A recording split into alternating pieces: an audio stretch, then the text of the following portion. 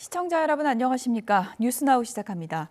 트럼프 미국 대통령이 이란과의 2차 협상이 이번 주말에 열릴 수 있다면서 종전 기대감을 높였습니다. 결과가 좋으면 내가 직접 갈 수도 있다, 이렇게 얘기를 했는데요. 이스라엘과 레바논이 열흘간 휴전에 합의하면서 긍정적인 분위기도 조성됐습니다. 워싱턴에서 신윤정 특파원입니다. 트럼프 미국 대통령은 이란과의 협상에 많은 진전이 있고 합의에 매우 근접했다며 이번 주말 2차 종전 협상 개최 가능성을 언급했습니다. All of them are probably maybe over the weekend. 미국과 이란은 지난 7일 2주간 휴전에 합의한 뒤 지난 11일 파키스탄에서 첫 협상을 했지만 결렬됐고 휴전 기한은 닷새 남겨둔 상황입니다. 트럼프 대통령은 협상이 타결된다면 자신이 직접 파키스탄 수도 이슬라마바드로 갈 거라는 파격적인 의사도 내비쳤습니다. I might go. Yeah. If the deal is signed in Islamabad, I might go. 미 이란 종전 협상의 최대 변수였던 이스라엘과 레바논 내 친이란 무장정파 헤즈볼라의 교전은 극적으로 중단 계기가 마련됐습니다. 트럼프 대통령은 이스라엘 네타냐후 총리와 레바논 조셉 아운 대통령과 통화하고 열흘간 휴전에 양측이 동의했다고 밝혔습니다. 그러면서 두 정상이 이르면 다음 주 백악관에서 만날 수도 있다며 합의 가능성을 낙관했습니다. And they'll be meeting, probably coming to the White House over the next 4 or 5 days. There's a really good chance that that'll work out with Lebanon and Israel. 미 국무부는 휴전 기간 이스라엘은 어떤 군사작전도 수행하지 않고 레바논 정부는 헤즈볼라가 어떤 공격도 하지 않도록 조처하기로 하는 등 6건 조항에 합의했다고 공개했습니다. 트럼프 대통령은 이번 휴전 협정을 자신의 10번째 평화협정으로 기록하겠다며 자신감을 보이고 있는데 실제 정상회담이 열린다면 44년 만입니다. 이번 휴전 합의가 미 이란 간 2차 종전 협상에 힘을 실을 수 있을지는 이스라엘과 헤즈볼라의 불안한 휴전 지속 여부에 달려 있을 전망입니다. 워싱턴에서 YTN 신윤정입니다.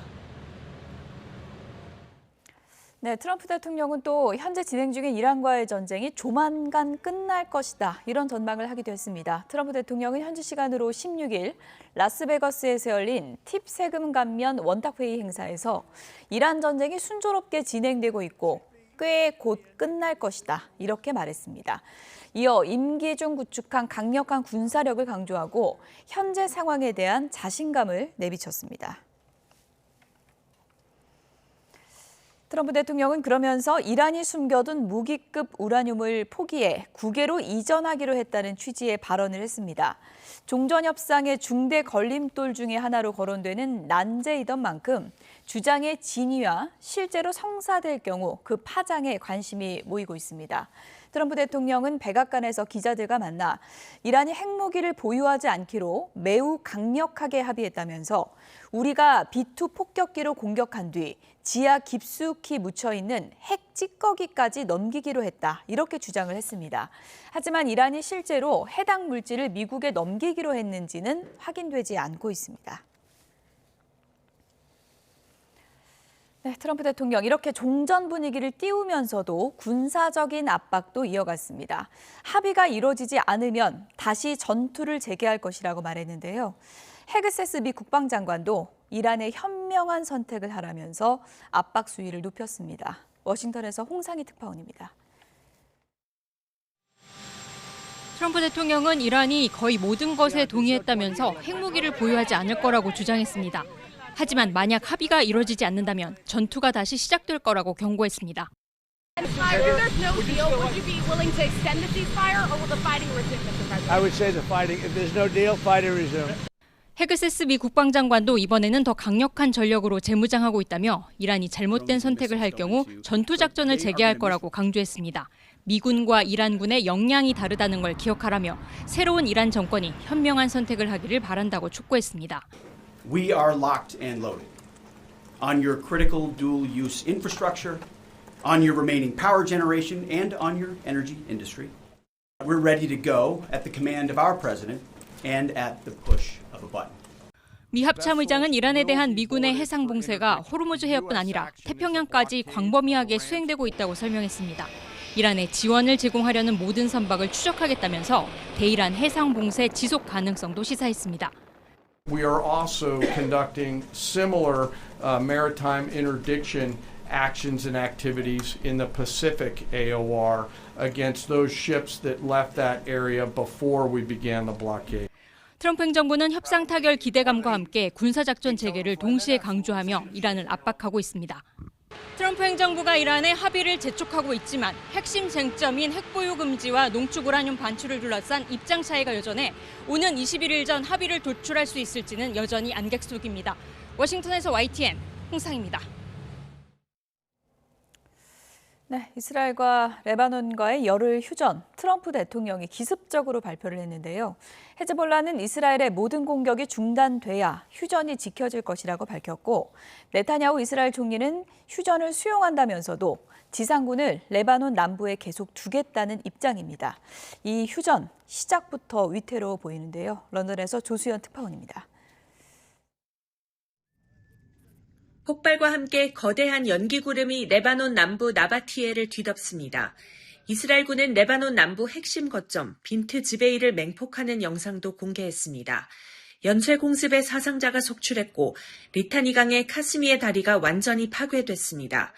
이스라엘이 헤즈볼라가 무기 수송 통로로 활용했다며 공격해온 교량인데 레바논 남부와 다른 지역을 연결하는 마지막 통로이기도 했습니다. يعني نقطع رزقتنا ورزقة العالم كلها قطع جنوب كلها عن انفصل عن صيدا وبيروت. 미국의 중재로 이스라엘과 레바논 정상 간 전화 회담 추진 중에도 공습을 멈추지 않자 한때 대화가 무산됐다는 보도가 나오기도 했습니다. 결국 트럼프 미국 대통령이 이스라엘 레바논 정상과 합의한 열흘 휴전을 먼저 발표하자 헤즈볼라는 조건을 달았습니다. 이스라엘이 공격을 멈춰야 휴전을 준수하겠다며 암살을 포함해 모든 적대 행위가 중단되는 포괄적인 휴전이어야 한다고 강조했습니다. 또 레바논에서 이스라엘군의 이동을 허용해선 안 된다며 레바논에 있는 이스라엘군에 대해선 저항할 권리가 있다고 주장했습니다. 베냐민 네타냐후 이스라엘 총리는 휴전 발표 직후 안보 관계 장관 회의를 긴급 소집했습니다. 이 자리에서 트럼프 대통령의 요청에 따라 긴급하게 휴전에 동의했다고 설명하며 사태 수습에 나섰습니다. בשיחות השלום האלה יש לנו שתי דרישות יסודיות. אחד, פירוק חיזבאללה מנשקו. שתיים, הסכם שלום בר קיימא, שלום מתוך עוצמה. 앞서 네타냐후 총리가 강요들의 공식 표결 요구를 거부한 채 휴전 수용을 강행하면서 강요들은 분노를 표출한 것으로 전해졌습니다. 네타냐후 총리는 휴전 기간에도 이스라엘군이 레바논 남부에 배치된 상태를 유지할 것이라고 말해 불씨는 여전히 남아 있습니다. 런던에서 YTN 조수연입니다. 이스라엘과 레바논 사이 휴전이 공식 발효된 지 얼마 지나지 않아서 이스라엘이 레바논 남부 마을을 계속 포격했다고 레바논 언론이 보도했습니다. 레바논 국영통신사는 현지 시간으로 16일 이스라엘 포병대가 레바논 남부 키암과 디빈네 마을을 계속 포격하고 있다고 전했습니다. 또 이 지역에서는 기관총 사격을 동반한 수색 작전이 진행되고 있는 것으로 알려졌습니다. 이 통신은 또 레바논 서부 라샤야 지역 등지에서 이스라엘 정찰기가 활동하고 있다며 이는 휴전 위반이라고 지적했습니다. 미국이 호르무즈 해협을 넘어 태평양까지 이란에 대한 전면적인 해상 봉쇄에 돌입했습니다. 사실상 이란의 원유 수출길을 완전히 끊어버리겠다는 초강수인데 휴전에도 불구하고 국제 유가는 다시 들썩이고 있습니다. 권용희 기자입니다. 이란 전쟁 휴전 소식에 잠시 숨을 고르던 국제 유가가 다시 폭등세로 돌아섰습니다. 서부 텍사스산 원유는 하루 만에 4% 가까이 오르며 배럴당 95달러 선에 육박했습니다. 폭격은 멈췄을지 몰라도 원유가 지나다닐 물류 동맥은 오히려 더 꽉 막혔기 때문입니다. Let me be clear. This blockade applies to all ships, regardless of nationality, heading into or from Iranian ports. 특히 봉쇄 범위를 태평양까지 전격 확대했습니다. 봉쇄령 이전에 해협을 빠져나간 이란 관련 선박들까지 끝까지 추적해 차단하겠다는 의지입니다. 이란산 원유 한 방울도 시장에 내놓지 않겠다는 미국의 초강수가 공급망 마비 공포를 키우고 있습니다. 시장은 휴전이란 합의보다 당장 바다 위에서 원유 흐름이 막히는 물리적 차단에 더 민감하게 반응하고 있습니다. 공급망 마비에 따른 재고 부족 공포가 외교적 낙관론을 압도하고 있는 겁니다. 국제통화기금 IMF는 이번 유가 쇼크가 2027년까지 세계 경제를 위협할 최악의 시나리오를 경고했습니다. 한국처럼 호르무즈 의존도가 높은 국가에는 치명적인 재앙입니다. The adverse scenario is just the oil price mostly higher throughout 2026, and in the severe scenario, the oil price will stay high into 27. That clearly would change the picture in Korea and elsewhere in Asia. 부상설이 도는 이란 최고 지도자 모스타바 하메네이의 생존 여부 등 이란 내부 혼란까지 겹치며 지정학적 불확실성은 극에 달하고 있습니다. 전쟁의 양상이 무력 충돌에서 물류 봉쇄로 옮겨가면서 세계 경제는 유례없는 에너지 전쟁의 소용돌이 속으로 빠져들고 있습니다. YTN 권영입니다.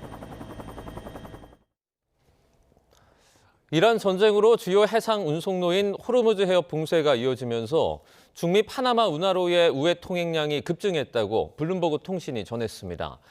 블룸버그에 따르면 파나마 운하에는 세계 각국의 유조선, 가스 운송선, 화물선이 몰려서 현재 운하 진입에만 3.5일의 대기 시간이 필요한 것으로 파악됐습니다. 운송 시간을 줄이려는 선사들의 경쟁이 치열해 대기줄을 건너뛰고 바로 운하를 통과할 수 있는 급행 추가 요금이 400만 달러, 우리 돈으로 약 59억 원에 달한다고 블룸버그는 전했습니다. 3차 석유 제품 최고 가격 시행 이후에 국내 석유값 상승세가 계속되는 가운데 오늘 전국 휘발유 가격이 2,000원을 넘어설지 주목됩니다. 유가정보 시스템 오피넷을 보면 오늘 오전 9시 기준 전국 주유소 평균 휘발유 가격은 1,999.6원으로 어제보다 0.54원이 올랐습니다. 전국 평균 휘발유 값이 2,000원을 넘는다면 러시아 우크라이나 전쟁 여파로 국제유가가 치솟았던 지난 2022년 7월 20일 이후에 3년 8개월여 만입니다. 같은 시각 전국 평균 경유값은 하루 전보다 0.51원이 오른 1,993.63원으로 마찬가지로 2,000원대를 눈앞에 두고 있습니다. 이란 전쟁으로 호르무즈 해협 봉쇄가 한 달 넘게 이어지면서 우리 중고차 시장도 직격탄을 맞았습니다. 중동으로 가는 백길은 끊긴 데다 운임까지 오르면서 수출길이 비상이 걸렸는데요. 자, 현장에 나가 있는 취재기자 연결합니다. 손효정 기자. 네, 인천 중고차 수출단지에 나와 있습니다. 네, 지금 송 기자 뒤로 차량들이 굉장히 많이 보이는데 수출단지 상황은 어떻습니까? 네, 제가 나와 있는 수출단지는 15만 평에 이르는 야적장으로 중고차 2만여 대가 모여 있습니다. 일부 차량에는 판매 완료 표시가 적혀 있지만 선적이 지연되면서 배에 오르지 못하고 방치되어 있는 모습도 보였는데요.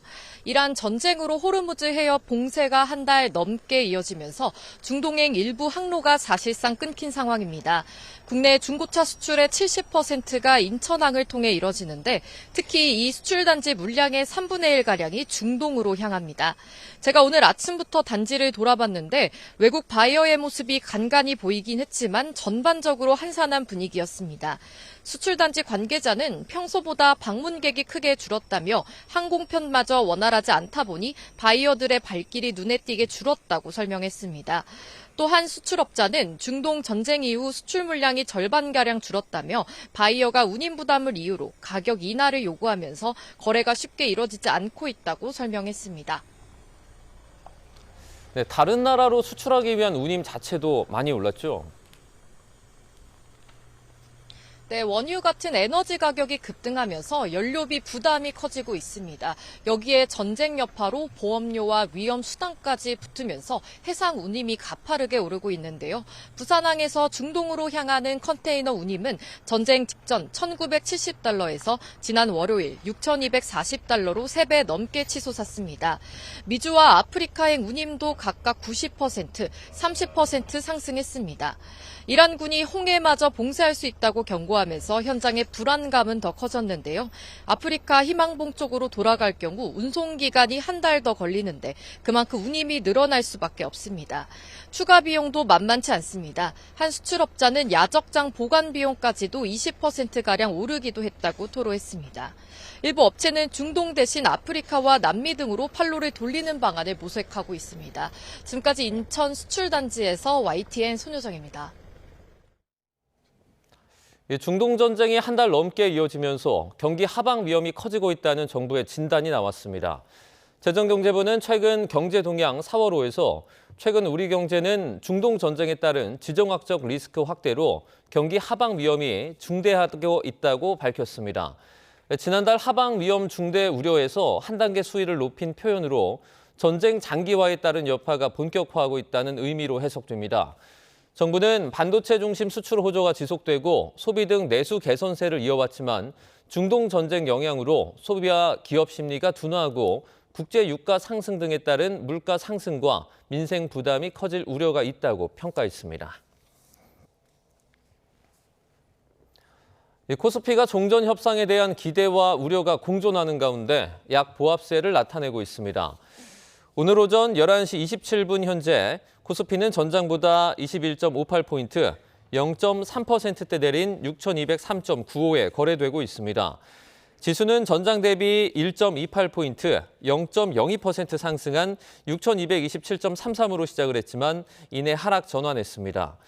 유가 증권시장에서 개인은 6,771억 원을 순매수하고 있는 반면에 외국인과 기관이 각각 7,692억 원, 973억 원을 순매도하고 있습니다. 국내 증시는 미 이란 2차 종전 협상을 앞둔 경계심과 최근 급등에 따른 차익 실현 매물 출회 여파로 소폭 하락 중인 것으로 분석됐습니다.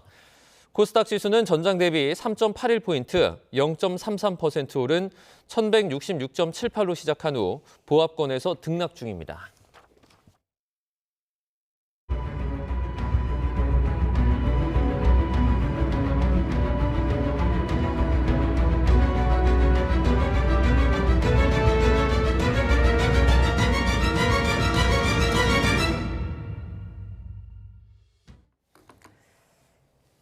중동 상황 전문가 두 분과 짚어드리겠습니다. 김열수 한국군사문제연구원 안보전략실장 그리고 민정훈 국립외교원 미주연구부 교수 두 분을 모셨습니다. 어서 오세요. 네, 안녕하세요. 네.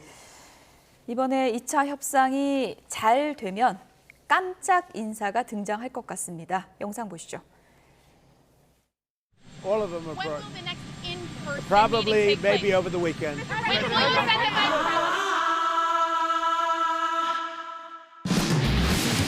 I might go. Yeah. If the deal is signed in Islamabad, I might go. 협상이 타결된다면 자신이 직접 이슬라마바드로 갈 거라는 파격적인 의사도 내비쳤습니다.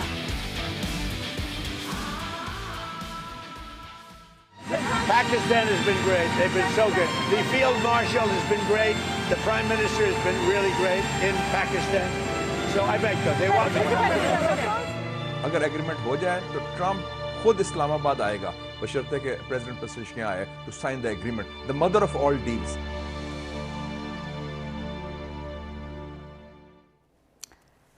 네, 정말 역대급 합의가 이루어지고 트럼프 미국 대통령이 파키스탄으로 날아갈지 이 부분은 좀 지켜봐야 될 것 같은데 내가 가겠다. 역시 내가 주인공이어야 된다. 뭐 이런 얘기겠죠? 예, 우리가 예. 관료 사회에서 예. 이제 이렇게 윤리적인 그 용어들이 있습니다. 예. 그러니까 공원 부하에게 책임은 내가. 예. 이것이 이제 공직 사회 이제 윤리 비슷한 거거든요. 근데 트럼프 대통령 같은 경우는 좀 성품이 다르시잖아요. 저분은 이제 지난번에 피트 헤그스에서 보고 무슨 뭐 전쟁이 잘 안 되오니까 네가 먼저 전쟁하자고 그랬잖아. 예. 그렇게 얘기를 하고 또 벤스 부통령하고는 이게 나는 전쟁에 반대한다고 그러니까 내하고는 철학이 다른 사람이라고 얘기하거든요. 뒤끝이 장렬하면서도 공은 그러니까 자기가 이렇게 챙기는 사람이기 때문에 예. 지금 트럼프 대통령의 말만 들어보면 협상이 아주 잘 진행이 되고 있는 것처럼 보입니다. 네. 그래서 만일 이것이 합의가 된다라고 하면은 직접 저분이 가서 아마 서명을 하려고 할 겁니다. 네. 뭐 공을 가져가도 되는데 타결만 됐으면 좋겠다는 생각이 듭니다. 네. 어쨌든 트럼프 대통령이 만약에 파키스탄으로 가면 뭐 이란 쪽에서도 폐쇄시키는 대통령이 나오겠죠? 그래야 되겠죠. 예. 그래서 아무래도 결국 의전을 맞춰야 되니까 이제 이란 측의 카운터파트인 페제스키 대통령이 나오셔야 될 것 같은데 예. 설마 가실까 이건 좀 지켜봐야 될 것 같습니다. 그만큼 협상이 잘 되고 있다라는 것을 이제 좀 긍정적으로 홍보하는 측면에서 또 협상이 정말 잘 됐으니까 미국 대통령이 내가 직접 갈 만큼 의미가 있는 거다. 이 부분을 강조하는 거라고 생각하고 있고요. 안 갈 가능성이 더 크다고 보세요? 저는 뭐 굳이 갈 가능성은 크지 않다고 보고 예. 있습니다. 이미 2인자들이 그 협상 대표거든요. 예. 부통령과 의장이기 때문에 대통령 바로 밑에 분들이 협상의 대표이기 때문에 굳이 가서 할 법. 그러니까 저희가 뭐 양국 간의 한미 정상회담을 하든 그 두 국가 간의 양자 협상을 보면 그 MOU 같은 거 체결하잖아요. 그러면 구성이 어떻게 되냐면 유관부처 장관이 서명을 하고 뒤에 그 정상들이 서 있는 예. 이런 모습이 연출이 되잖아요. 예. 근데 만약에 트럼프 대통령이 가게 되면 부통령이 사인을 하고 뒤에 대통령이 서 있는 이런 모습이 되든지 협상 아니면 당사자가 벤스니까. 네, 그렇죠. 예. 아니면은 서명을 그 트럼프 대통령이 자기가 한다고 그러니까 예. 그러면 대통령이 서명을 하고 부통령 옆에서 이제 그 박수 치는 이런 모습이 연출이 돼야 되는 거예요. 예. 뭐 트럼프 대통령의 성정에 따라서는 모든 게 다 가능하긴 예. 하겠습니다만 굳이 부통령이 간 그런 협상 결과를 대통령이 가서 서명할 정도 그 정도까지는 아닌 거라고 생각하고요. 말씀드린 것처럼 갈 가능성을 완전히 펼칠 수는 없지만 그래도 불구하고 협상이 그만큼 잘 됐다. 즉 과거에 오바마도 못했고 바이든도 못했고 민주당 대통령이 못했던 부분을 자기가 수십 년에 걸친 미국과 이란과의 관계를 획기적으로 개선하는 이러한 그 협상을 할 거기 예. 때문에 정상이 가서 할 만큼 의미가 있는 거다. 이런 부분을 강조하는 것이 아닌가 생각하고 있습니다. 그동안 고생한 벤스를 키워주느냐, 내가 주인공이 되느냐, 이 부분이 상당히 이제 궁금한데 트럼프 미국 대통령이 워낙 사진 찍는 걸 좀 좋아하고 그리고 이번이 만약에 체결이 되면 10번째 평화 협정이 되는 그렇죠. 거잖아요. 그러니까 본인이 사진 속에 들어가고 싶어 할 것 같다는 생각도 많이 드는데요. 요거는 이제 우리 민 교수님하고 의견이 조금 다를 수는 예. 있는데요. 우리가 통상은 이제 이게 전쟁의 과정을 보면 마무리하는 과정이 휴전이 있고 종전이 있거든요. 예. 그래서 휴전은 통상 군 사령관들끼리 체결을 합니다. 휴전 합의문은요. 우리 이제 6.25 전쟁 그 끝나고 나서 휴전 합의문 정전협정 체결한 게 바로 그런 거죠. 유엔군 사령관하고 북한하고 중국하고 그렇게 서명을 한 거거든요. 그런데 이제 종전협정은 좀 다릅니다. 종전은 전쟁을 끝나는 거거든요. 이걸 다른 말로 하면 평화협정이 되는 거예요. 평화협정은 국가의 대표자들이 갑니다. 통상. 예. 그래서 옛날에 보수니아 헤르체코비나 전쟁을 할 때도 그거 끝났을 때 트럼프 대통령이 직접 서명을 했는데요. 이번 같은 경우에는 뭐 벤스 부통령이 가도 되지만 아마 트럼프 대통령이 워낙 자기를 내세우기를 좋아하시는 분이고 전 세계에 스포트라이트를 받고 싶어 하시기 때문에 예. 본인이 직접 가서 그것을 내가 이만큼 노력을 해서 했다라고 하는 것을 선전하는 것이 아무래도 예. 중간 선거에 좀 도움이 되지 않을까 예. 그런 생각인데 그건 뭐 모르겠습니다. 그러면 저희가 이제 뉴스 진행하다가 예를 네. 들어서 트럼프 대통령 뭐 파키스탄으로 출발 뭐 네. 이러면 협정 체결된다 뭐 이렇게 보면 되겠네요. 네, 제가 볼 때는 예. 트럼프 대통령이 가면은 체결이 된다라고 보는데요. 예. 단지 이게 주말이 될 것이냐 안 될 예. 것이냐 하는 것은 좀 문제가 있습니다. 왜 그러냐면 지금 샤리프 파키스탄 총리가 중동 3개국을 방문하잖아요. 예. 그게 수목 금토거든요. 그렇군요. 내일까지 방문하고 예, 돌아가는데 그러면 주말이라고 그러면 우리가 토요일, 일요일을 얘기하잖아요. 그럼 일요일 날 이게 되겠는가 이런 생각이 들면 아무래도 주초가 예. 더 적합하지 않을까라는 생각을 합니다. 예. 뭐 파키스탄 총리도 훌륭하고 아심 무니르도 훌륭하고 트럼프 미국 대통령이 거듭 칭찬을 하고 있는데 아심 무니르가 이란에 가서 이제 미국 측에 최종안을 전달했을 것으로 지금 분석이 되고 있는데 그 얘기가 잘 된 모양입니다. 그렇죠. 예. 미국과 이란 모두 협상을 체결할 의지가 꽤 높다고 생각을 하고 있고요. 말씀해 주신 것처럼 파키스탄이 그 이란에 가서 미국이 그 제공한 최종안을 놓고서 이제 마지막 협상을 하지 않았나 생각을 하고 있고요. 이 부분에서 상당한 진전이 있었기 때문에 트럼프 대통령이 이제 그 평화협정을 위해서 본인이 갈 수 있다 이런 예. 얘기까지 했다고 좀 생각을 하고 있습니다. 그럼에도 불구하고 여전히 양국 간의 이견이 크다라는 언론 보도도 나오고 있기 때문에 신중하게 보긴 해야 되겠습니다만 어쨌든 미국과 이란 전쟁도 이제 할 만큼 했고 예. 이제 협상이 깨지게 되면 이제는 진짜 돌이킬 수 없는 군사작전으로 들어갈 가능성이 매우 크기 때문에 예. 그리고 미국이 그 협상력을 극대화시키기 위해서 호르무즈 해협도 역봉쇄를 하고 그리고 가용 가능한 그 군사력까지 다 중동으로 배치시키는 걸 보면 이것이 정말로 마지막 협상이라는 것을 강조해 주는 부분도 있거든요, 군사적으로. 예. 이러한 측면을 잘 알고 있는 이란이 그런 부분에서 이제 파국으로 치달을 수 있는 그런 선택을 하기는 쉽지 않거든요. 그렇기 때문에 유화책과 강경책을 병행하면서 자신들의 협상력을 높여서 최대한 예. 얻어내는 모습을 하기 위해서 끝까지 이제 심하게 이제 힘겨루를 하고 있다 이런 부분이기 때문에 그렇다고 해서 그것이 협상을 결렬시키거나 이런 부분은 아니기 때문에 예, 서로가 가장 최적의 상태에서 접점을 찾지 않을까 기대를 하고 있습니다. 하심 무니르가 이란에 가서 아라그치 외무장관, 갈리바프 국회의장 다 만나서 미국안을 전달했고 지금 언론을 통해서 흘러나오는 내용을 보면 트럼프식 그랜드 바겐, 큰 거래에 윤곽이 좀 드러난 것 같아요. 네, 제가 볼 때는 좀 그런 것 같습니다. 이 사람을 통해 가지고 보낸 게 미국에서 얼마만큼 이렇게 경제적인 이렇게 지원이라고 할까요? 그걸 이제 해주겠다. 대신에 이제 핵무기는 포기해라. 그걸 가지고 이제 최종적으로 합의를 한 것 같습니다. 그래서 미국이 지금 제시하고 있는 것을 보면 지금 한 2,500억 불, 368조 정도 되거든요. 그런데 지금 이란에서 계속해서 요구했던 것은 배상금으로 400조를 내놔라. 400조? 이게 2,700억 불입니다. 그러니까 돈 차이가 200억 불밖에 차이가 안 나요. 이란은 이것을 이제 배상금으로 여길 거고 트럼프 대통령 입장에서는 2,500억 불이라고 하는 것이 결국은 이란의 재건을 지원해주는 지원금이다라고 서로가 포장을 달리하면 되는 건데요. 그 2,500억 불에 대해서 아마 이란에서 조금 여기에 대해서 마음이 좀 동하지 않았는가라고 생각을 합니다. 왜냐하면은 자기가 원했던 2,700억 불하고 굉장히 유사하거든요.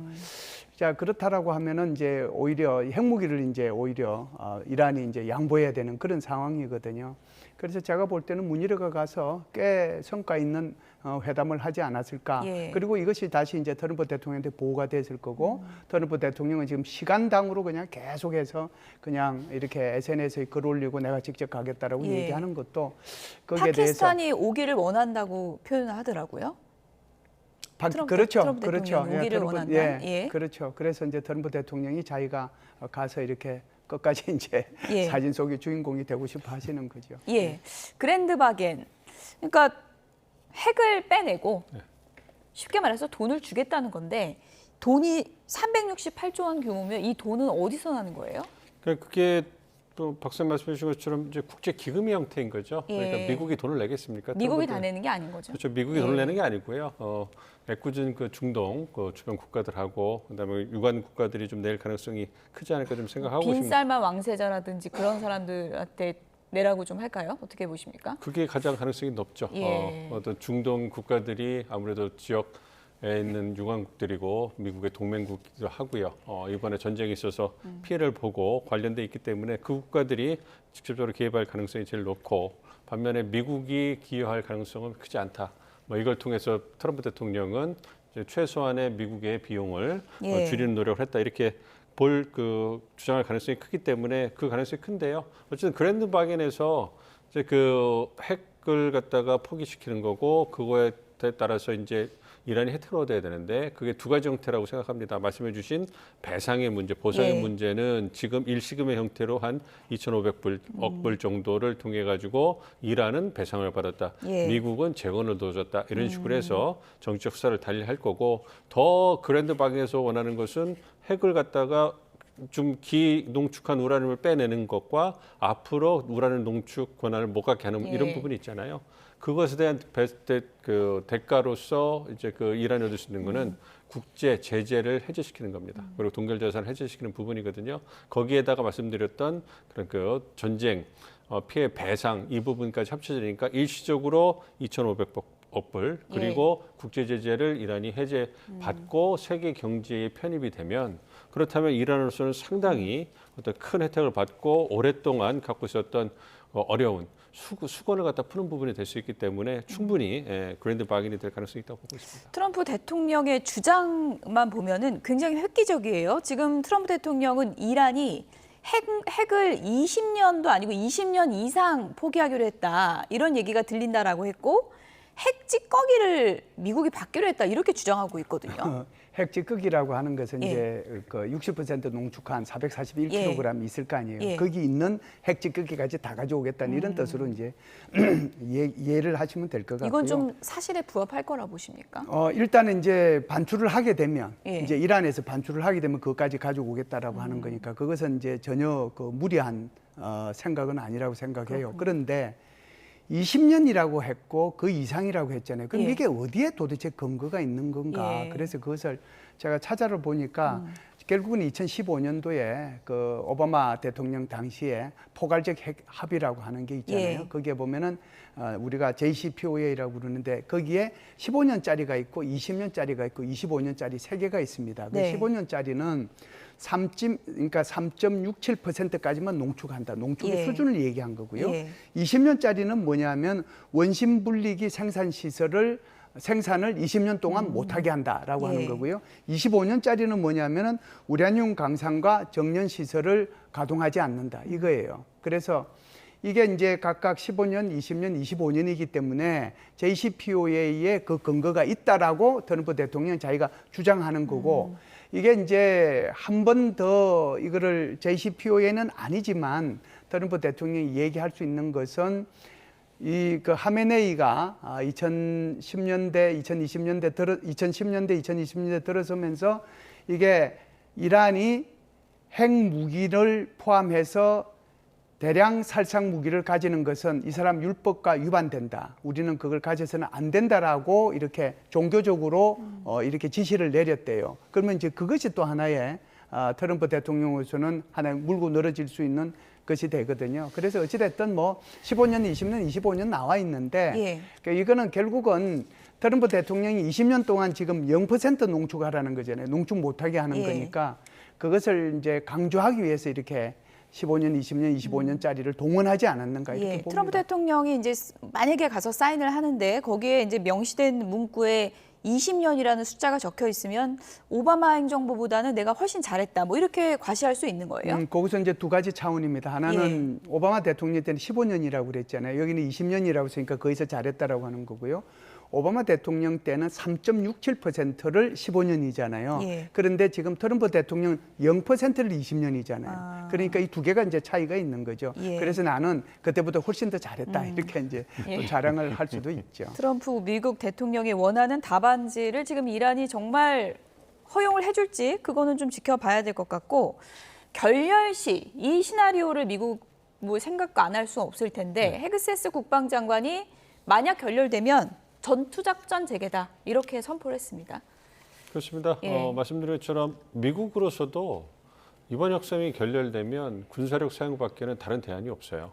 그러니까 협상을 끌어올리기 위해서 호르무즈 해협에 역봉쇄도 했고요. 그다음에 어쨌든 그 미국이 봤을 때 군사 자산 공군력 중심으로 해서 그 병력을 추가 배치를 했잖아요. 예. 그 부분이 이제 아무래도 이제 그 이번 주말은 아니더라도 한 1, 2주 후에 다 배치가 완료가 된다면 그렇다면은 그 1, 2주까지 더 시간을 주고 협상을 했는데 만약에 협상이 결렬되면 그 미국이 취할 수 있는 것은 그냥 종전 선언을 하고 빠져나오던가 아니면은 군사 작전을 통해 가지고 종전 선언을 할 수 있는 조건을 만드는 거거든요. 휴전 연장은 없다. 그러니까 휴전 연장을 하게 되면 그건 예. 협상이 지속되는 거니까 예. 결렬을 보는 게 아니고요. 예. 그러니까 이번에 휴전 연장이 될 가능성이 높다고 보고 있습니다. 종전 협상을 해서 평화 협정을 맺더라도 기술적인 부분에 대해서 실무진들이 계속 만나서 얘기를 해야 되니까 그런 부분은 이제 가능성이 있는데 말씀드리고 싶은 거는 협상이 아예 결렬이 돼가지고 휴전 연장도 아니고 그냥 양측이 돌아섰다 이렇게 되면 미국이 쓸 수 있는 카드는 군사력밖에 없다. 이게 전면적인 지상전은 아니더라도 예. 우리가 많이 논의했던 하르그섬을 갖다가 폭격을 하든지 호르무즈 해협의 주변에 7개의 전략조주들을 때린다든지 이런 부분을 통해 가지고 전쟁에 빠져나올 명분을 확보하려고 할 거예요. 만약 거기서 어떤 예상치 못했던 미군의 희생이 커지게 되고 그걸 통해서 이제 지상전을 할 그러한 명분이 생기게 되면 예. 그러면 지옥문이 열리게 되는 거고 그렇기 때문에 이번 협상이 미국이나 이란 측으로서 정말로 중요한 협상이다 이렇게 생각하고 있습니다. 어쨌든 마침표를 찍어야만 하는 그런 협상인데 차세대 스텔스 전략 폭격기 B-21 레이더 상부 모습까지 공개를 했더라고요. 결렬되면 정말 지옥문 열릴 거다. 뭐 이런 뭐 협박 아닌 협박이겠죠? 네, 예. 지금 이제 민 교수님이 잘 지적을 해주셨는데 지금 역봉쇄 지금 하고 있죠. 예. 그다음에 호르무즈 해협에 헤그세스 국방부 장관이 얘기한 것처럼 미 해군의 41%가 집계를 하고 있습니다. 예. 그래서 항공모함도 오고 있고 그렇게 되면 이제 이시스 항급 포함해가지고 총 한 27척이 있게 되거든요. 예. 게다가 이제 이란에 이란으로 들어오고 나오고 하는 것을 확인하기 위해 가지고 태평양 지역, 인도양 지역까지 끝까지 추적하겠다라고 얘기까지 하지 않습니까? 게다가 지금 경제적 분노까지 지금 얘기하고 있단 말이죠. 그래서 거기에 따라서 이란에 그 원유 이렇게 제재 해제해 줬던 거 이게 이제 19일부로 이게 종료가 됩니다. 그래서 이제 여기에 따라서도 또 세컨더리 보이콧까지 하고 지금 이제 우리 앵커님 말씀하신 것처럼 B-21 저것까지 보여줬거든요. 이게 지금 최대한으로 지금 이란을 압박해서 예. 결국은 이란으로 하여금 미국이 요구하는 안에 동의하도록 이렇게 하는데 이제 그 목적이 있어서 저걸 보여준 건데 저것은 뭐 최고의 스텔스 기고 최고의 그 전폭기고 여러 가지 그런 다양한 기능을 예. 가지고 있는 전폭기라고 볼 수가 있습니다. 어쨌든 뭐 결렬시 이럴 수 있다라는 이제 미국의 협박인데 그 시나리오로는 안 가는 게 좋을 것 같죠. 어쨌든 종전 협상을 앞두고 분위기는 좋은 것 같습니다. 최대 걸림돌 하나도 좀 제거가 됐습니다. 다음 영상 보시죠. בשיחות השלום האלה יש לנו שתי דרישות יסודיות. אחד, פירוק חיזבאללה מנשקו. שתיים, הסכם שלום בר קיימא, שלום מתוך עצמם. 헤즈볼라는 이스라엘이 공격을 멈춰야 휴전을 준수하겠다며 And they'll be meeting, probably coming to the White House over the next 4 or 5 days. There's a really good chance that that'll work out with Lebanon and Israel. 트럼프 대통령은 소셜미디어를 통해 레바논의 조셉 아운 대통령, 이스라엘의 네타냐후 총리와 훌륭한 대화를 했다며 휴전 소식을 전했습니다. Does anyone really think that someone can tell President Trump what to do? Come on.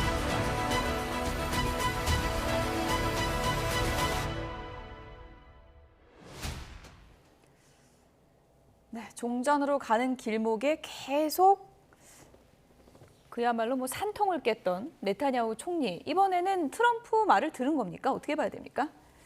트럼프 대통령 말을 들을 수밖에 없는 여건이 만들어진 거죠. 이번에 이스라엘이 미국과 이란의 휴전 중에도 지속적으로 레바논을 공격해가지고 민간인 피해가 급증을 했고 예. 이 부분에 대해서 이란이 발끈하면서 협상 자체를 결렬시킬 수 있다라는 압박도 했고요. 그리고 국제사회로부터 이스라엘의 어떤 그러한 멀지각한 행동에 대해서 상당한 비난이 많아졌고 예. 그 비난이 다 어디로 가겠습니까? 트럼프 행정부한테 가는 거거든요. 그러니까 그 부분이 유효하게 작동했다고 생각합니다. 여전히 이스라엘 네타냐후 총리는 전쟁을 더 하고 싶을 거예요. 그래서 헤즈볼라를 완전히 무력화시키는 걸 하고 싶은데 네. 미국과 국제사회의 압력이 워낙 심하니까 울며 겨자 먹기로 지금 10일간 예. 휴전하기로 합의를 했고 뭐 평화협정까지 트럼프 대통령이 맺는다고 했는데 그거 쉽지 않을 거라고 보고요. 상대방 이스라엘과 레바논의 불신이 워낙 깊기 때문에 그건 어려울 거라 생각합니다만 어쨌든 지금 힘에 굴복해서 이스라엘이 지금 휴전을 하고 지금 부글부글하지만 참고 있는 상황이기 때문에 예. 그게 이제 말씀해 주신 것처럼 종전협상을 미국과 이란 간의 종전협상을 맺는 데 있어서는 걸림돌이 일시적으로는 사라졌다. 네. 그렇기 때문에 다시 그 걸림돌이 돌아오지 않도록 미국뿐 아니라 국제사회에서 경각심을 가지고 지속적으로 이스라엘을 압박해야 된다 생각하고 있습니다. 트럼프 미국 대통령 입장에서는 네타냐후 총리한테 이런 얘기도 했을 것 같아요. 뭐 당신 말 듣고 전쟁했는데 이게 뭐냐. 예. 엄청 꼬였구나. 지금 힘들어졌다. 뭐 이런 하소연도 좀 했을 것 같은데 네타냐후 총리가 뭐 의회 내각 표결도 없이 바로 휴전에 들어갔다 그러더라고요. 네타냐후 총리가 예. 이제 그렇게 들어간 이유가 있습니다. 그게 지금 어떻게 보면은 이스라엘이 연정을 구성하고 있잖아요. 예. 네타냐후 총리가 굉장히 강성처럼 보이지만 실제로 더 강성인 사람들이 내각에 많이 있고요. 예. 그러다 보면 이게 내각에 이렇게 투표 절차를 거치면 안 될 수도 있거든요. 그러니까 트럼프 대통령은 강하게 요구하고 있고 그러다 보니까 우랴부랴 이렇게 했는데 뭐 어찌됐든 그 휴전한 거 보면 뭐 레바논 정규군만 이렇게 무기를 하도록 돼 있기 때문에 결국은 이제 헤즈볼라 보고 무기를 이제 손을 놓아라라고 얘기하는 거거든요. 그럼에도 불구하고 이제 이 트럼프 대통령이 이 두 정상을 갖다가 이 워싱턴으로 초청하겠다고 그랬잖아요. 그래서 이것이 계속해서 좀 이어졌으면 좋겠는데 여전히 불씨는 남아 있어요. 두 가지만 제가 말씀을 드리겠습니다. 예. 하나는 레바논 남부에 이스라엘군이 계속 주둔하겠다라고 얘기한 거.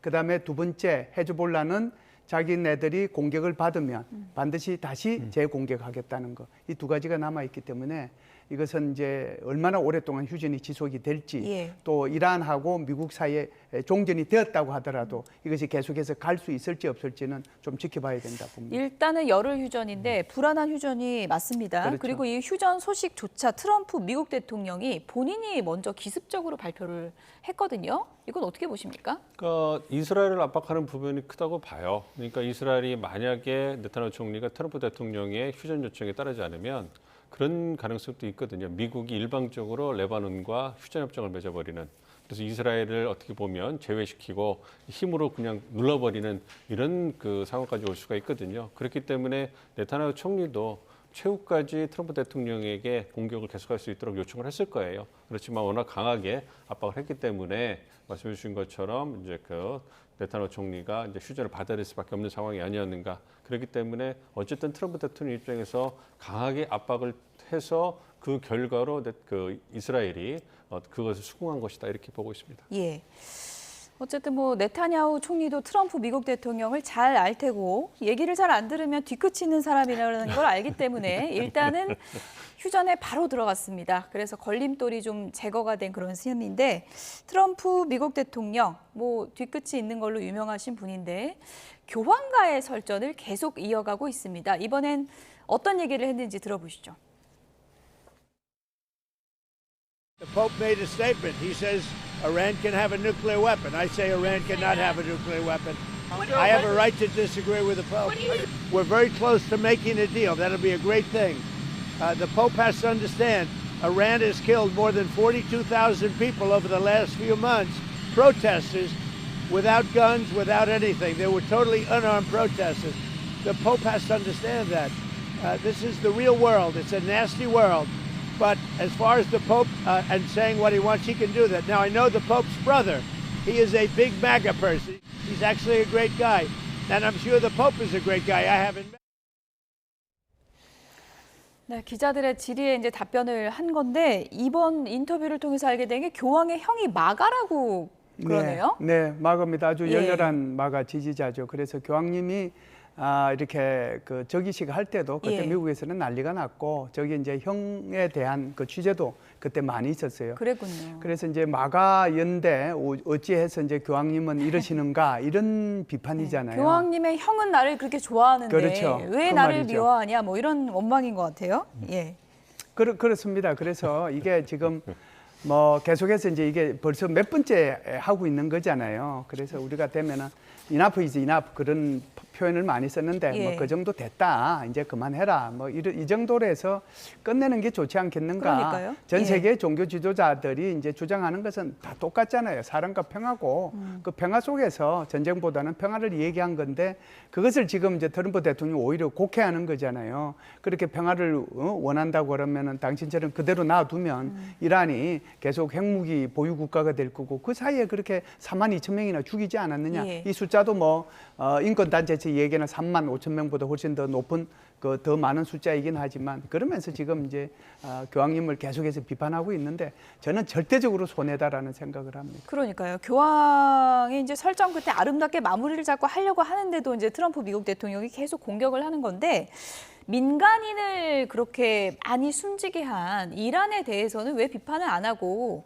그것을 막은 나의 치적은 왜 이렇게 몰라주느냐 뭐 이런 주장인 것 같습니다. 그렇죠. 정확하다고 생각하고 있습니다. 그러니까 트럼프 대통령 입장에서는 좀 억울할 거예요. 왜냐하면 트럼프 대통령이 먼저 교황을 공격한 게 아니잖아요. 이제 그 교황께서 메시지를 이제 전쟁 그만두고 평화를 이루어야 된다. 뭐 이제 힘을 과시하는 전쟁을 멈춰라. 이런 얘기를 했기 때문에 그게 트럼프 행정부에 대한 비판으로 들렸기 때문에 트럼프 대통령이 이제 그 발끈하면서 거기에 대해서 이제 그 대응한 거라고 생각을 하고 있기 때문에 어쨌든 트럼프 대통령 입장에서는 이란 전쟁을 정당화해야 되는 그러한 정치적 목표가 있습니다. 그렇기 때문에 세상에 어느 누구와도 그 부분에 대해서 공격이 들어온다면 대응을 해줘야 되는 부분이 있는 거고요. 예. 그래야지만 자기를 믿고 따르는 행정부 그리고 군을 갖다 또 통제할 수 있는 거예요. 그런 부분에서 이해해 주시면 좋을 것 같고요. 그래서 이제 어쨌든 좀 수그러지고 있잖아요. 계속 얘기는 하고 있지만 기자들이 물어서 얘기를 한다 이렇게 보셔도 될 것 같고, 그리고 이제는 예수품에 안기는 이러한 영상도 올렸지 않습니까? 이제는 이제 그 화해하자 이런 메시지를 냈기 때문에 앞으로는 좀 누그러지지 않을까 생각하고 있습니다.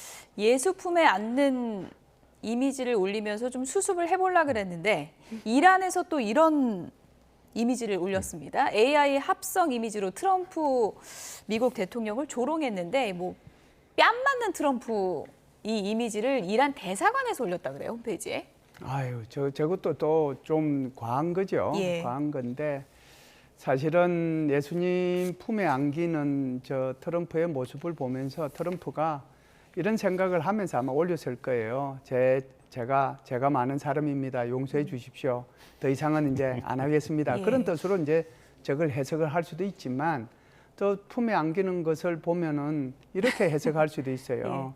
예수님께서 사랑하시는 사람은 교황이 아니라 납니다. 이렇게도 이제 해석을 할 수 있거든요. 그래서 저 부분이 계속해서 저렇게 가면은 하나도 이제 이익이 되지 않을 텐데 그렇게 올린 것도 잘못이지만 저걸 가지고 또 이란 대사관에서는 뭐 지금 적대적인 관계에 있으니까 저걸 가지고 조롱을 하는데 저 조롱에는 두 가지 뜻이 다 있거든요.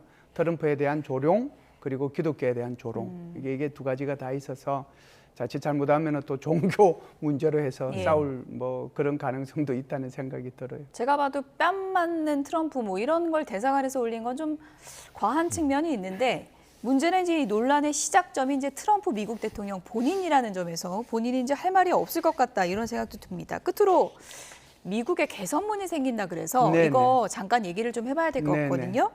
개선문이 미국 250년을 기념해서 생긴다고는 하는데 좀 트럼프 스타일로 좀 지어지는 것 같아요. 그렇죠. 굉장히 높고 화려하고 금박도 들어가고 그렇죠. 그러니까 250년 주년 기념이기 때문에 미국은 올해 전체가 어떤 독립 250주년을 기념하는 굉장히 축제의 그 장이에요. 그래서 연중 행사가 이제 그 워싱턴 DC를 중심으로 해서 미국 전역에서 벌어지고 뭐 이런 부분이죠. UFC 이제 행사까지 있다 트럼프식으로 이렇게 하고 있지 않습니까? 그런 걸 그 기념하기 위해서 저렇게 개선문을 크게 만드는데. 그러니까 짓는 것 자체는 문제는 아니군요. 그렇죠. 그러니까 기념을 하는 거고 이제 그 과거에도 주기적으로 해왔기 때문에 250년 굉장히 큰 의미이기 때문에 그걸 그 기념을 하는데요. 문제는 방식이 너무 트럼프스럽다. 이 부분에서 약간의 논란이 있는 거지 저 자체가 미국 내에서 논란은 되는 건 아니다 이렇게 말씀드릴 수 있습니다. 뒷얘기를 들어보니까 트럼프 대통령이 파리에 간 게 좀 화근이 된 것 같습니다. 개선문을 보고 너무 감명을 받아가지고 저거보다 크게 지어야 된다 이렇게 얘기를 했다 그래요? 뭐 파리에 한두 번 갔겠습니까? 개수문 한두 번 보지는 않았을 텐데요. 250주년이니까 그 개수문 크기를 250피트를 해요. 그런데 파리에 있는 개수문은 50m예요, 높이가. 그런데 250피트를 따지면은 이게 75m 정도 됩니다. 그러면은 자동적으로 파리 개수문보다는 한 1.5배 정도가 더 높죠. 그래서 저렇게 이제 하는데 저기다가 뭐 건물 칠하니 안 칠하니 이런 얘기도 있고 또 이제 저기는 개인하고 기업들에서 이렇게 돈을 내서 하는 거지 정부가 하는 거는 아니다라고 하는데 원래는 한 1억 불 정도 이렇게 계산을 아마 했던 것 같습니다. 그런데 저것을 지금 뭐 250피트로 이렇게 하면 저게 이제 작게는 2억 5천만 불, 크게는 8억 불 가까이 들기 때문에 그래서 이제 비판의 소리가 있고 저것이 과연 그 정도 높이에서 들어섰을 때 전체적으로 워싱턴의 스카이라인하고 맞느냐 그런 문제 가지고도 아마 논란이 좀 있는 것 같습니다. 결국은 이제 저게 하루 이틀 만에 지어지는 건 아니거든요.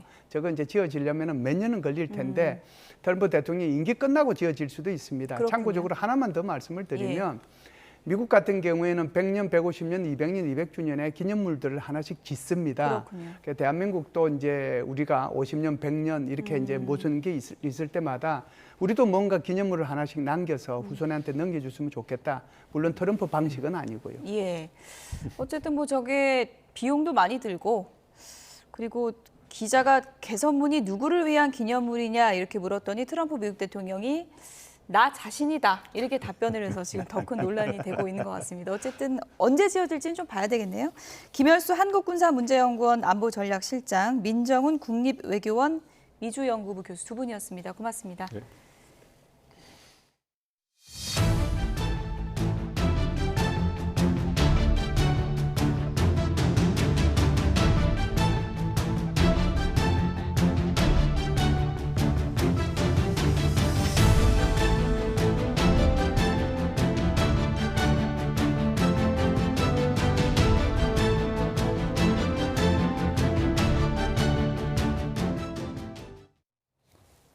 네, 늑구가 과연 어디로 간 걸까? 많은 분들이 관심 가져주셨죠. 대전 월드 동물원에서 탈출한 늑대 늑구가 탈출 9일 만에 생포됐습니다. 수색 당국은 마취총을 활용해서 붙잡았고요. 늑구의 건강 상태는 다행히 양호하다고 합니다. 현장에 나가 있는 취재기자 연결해서 내용을 좀 들어보겠습니다. 오승훈 기자. 네, 대전 안현동 늑구 포획 현장에 나와 있습니다. 네, 포획 당시의 상황부터 좀 알아볼까요? 네, 이곳은 늑구가 오늘 새벽에 생포됐던 장소입니다. 제 뒤로는 수풀이 우거져 있고 제 옆으로는 비탈진 둔덕과 함께 그 아래로 수로가 있는데요. 늑구는 오늘 새벽 0시 40분쯤 이곳 대전 남부고 순환고속도로 안영나드목 인근에 있는 수로에서 생포됐습니다. 늑구가 생포될 당시 영상을 확보해봤는데 먼저 살펴보겠습니다. 이걸로 가면 돼. 여기 오른쪽 사진 왔어요. 포대 왔어요. 저희가 이거를 돌면 돼. 같이 올리는 걸 할게요.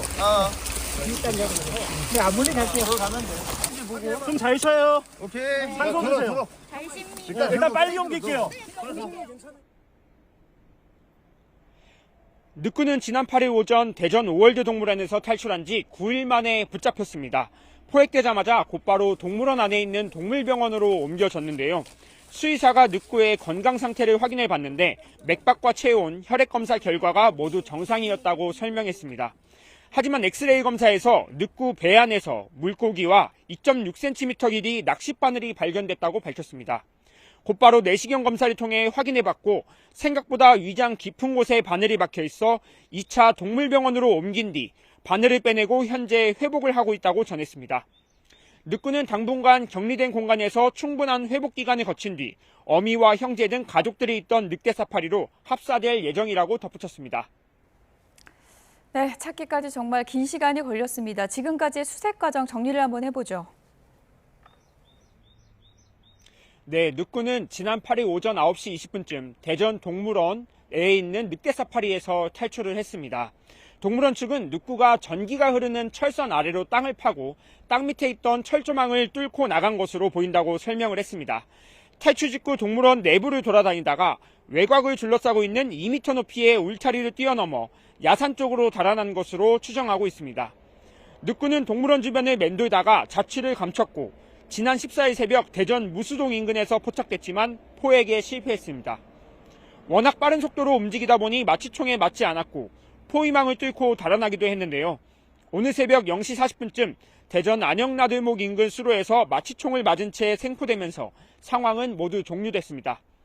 오월드를 운영하는 도시공사 측은 현장 브리핑에서 시민 여러분께 그동안 심려를 끼쳐 죄송하다고 밝혔습니다. 이어 늑구가 안정되는 대로 동물원 재개장을 검토할 예정이라고 덧붙였습니다. 대전시는 오월드에서 지난 2018년 퓨마 탈출에 이어 늑대 탈출까지 벌어지면서 조만간 이번 사고 경위에 대한 진상조사에 나설 예정이라고 전했습니다. 지금까지 대전 안현동, 안영동 늑대 탈출 현장 포획 현장에서 YTN 오승훈입니다. 이처럼 무사히 구조된 아기 늑대 늑구의 이번 포획 과정에서 예상치 못한 걸림돌이 있었는데요. 바로 가짜 사진을 통한 제보였습니다. 화면 함께 보시죠. 온라인을 떠도는 이 사진을 보면 늑대가 도심에 나타난 것처럼 보이는데요. 이 사진을 근거로 실제 신고까지 이어지면서 대전시는 재난 문자를 배포하고 당국은 수색 범위를 넓혔습니다. 심지어 인근 초등학교는 긴급 휴교에 들어가기도 했습니다. 하지만 해당 장소 CCTV를 살펴봤더니 늑대 모습이 전혀 포착되지 않았고요. 또 오른쪽 이 지도 앱을 통해서 같은 장소를 비교하면 차선이 다르게 그려진 것도 확인할 수 있습니다. 결국에 대전소방본부는 AI를 활용한 합성 사진으로 의심된다고 밝히기도 했는데요. 이와 같은 허위 제보와 오인 신고가 이어지면서 수색 초기 대응에 차질이 생겼습니다. 늑구는 탈출과 동시에 전국적인 화제를 모으며 추적 사이트나 직접 찾겠다는 시민까지 등장하기도 했는데요. 생포가 된 뒤 온라인에서는 다행이다, 건강하게 잘 살길, 제2의 푸바오다, 살다 늑대 걱정을 다 해본다는 등 늑구를 향한 애정어린 응원의 반응이 줄을 잇고 있습니다. 네, 늑구가 돌아와서 다행입니다. 다음 소식입니다. 내란 특검이 윤석열 전 대통령의 한덕수 재판 위증 혐의 재판에서 징역 2년을 구형했습니다. 특검은 윤 전 대통령이 국민 앞에서 적극적인 거짓 진술을 했다고 지적했습니다. 권준수 기자입니다. 지난해 11월 한덕수 전 국무총리의 내란 혐의 재판에 증인으로 출석했던 윤석열 전 대통령. 당시 윤 전 대통령은 한 전 총리의 건의가 있기 전부터 이미 국무회의를 계획하고 있었다고 증언했습니다. 정식으로 국무회의를 했다는 CCTV도 뭐 여기서 방영을 했다고 제가 들었는데요. 저게 뭐 국무위원들이 무슨 외관가치로 온 무슨 인형도 아니고. 특검은 이 발언이 사실과 다르다며 윤 전 대통령을 위증 혐의로 기소했고 첫 공판과 동시에 진행된 결심 공판에서 징역 2년을 선고해달라고 재판부에 요청했습니다.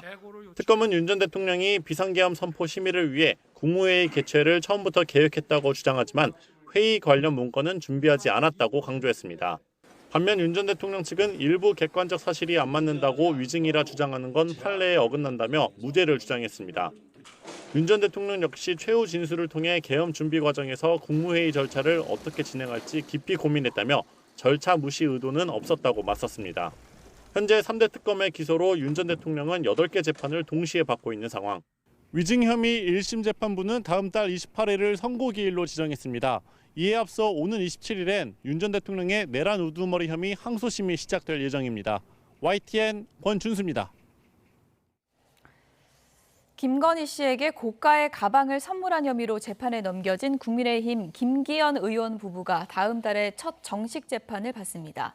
서울중앙지방법원 형사합의 22부는 어제 김 의원 부부의 청탁금지법 위반 혐의 사건 3차 공판 준비 기일을 열고 다음 달 22일을 첫 공판 기일로 지정했습니다.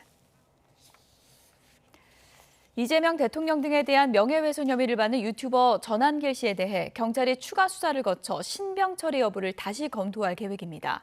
서울경찰청 광역범죄수사대는 전 씨에 대한 앞선 구속영장 기각 사유를 분석하고 울산 석유 90만 배럴 북한 유입설 등 추가 고소 사건에 대한 수사를 진행한 뒤 구속영장 재신청 여부를 검토할 계획입니다. 오늘은 제주와 남부지방에 비가 내리면서 고온 현상이 잠시 주춤하겠습니다. 기상청은 남쪽 해상을 지나는 저기압의 영향으로 제주와 남부지방을 중심으로 비가 내리고 제주도는 비바람이 다소 강하게 불면서 물결이 높아지겠다고 밝혔습니다. 오늘 낮 기온은 서울 21도로 어제보다 6도 정도 낮겠습니다. 하지만 주말과 휴일에는 산맥을 넘은 고온 건조한 바람이 유입되면서 서울 등 내륙 기온이 다시 크게 오르겠습니다.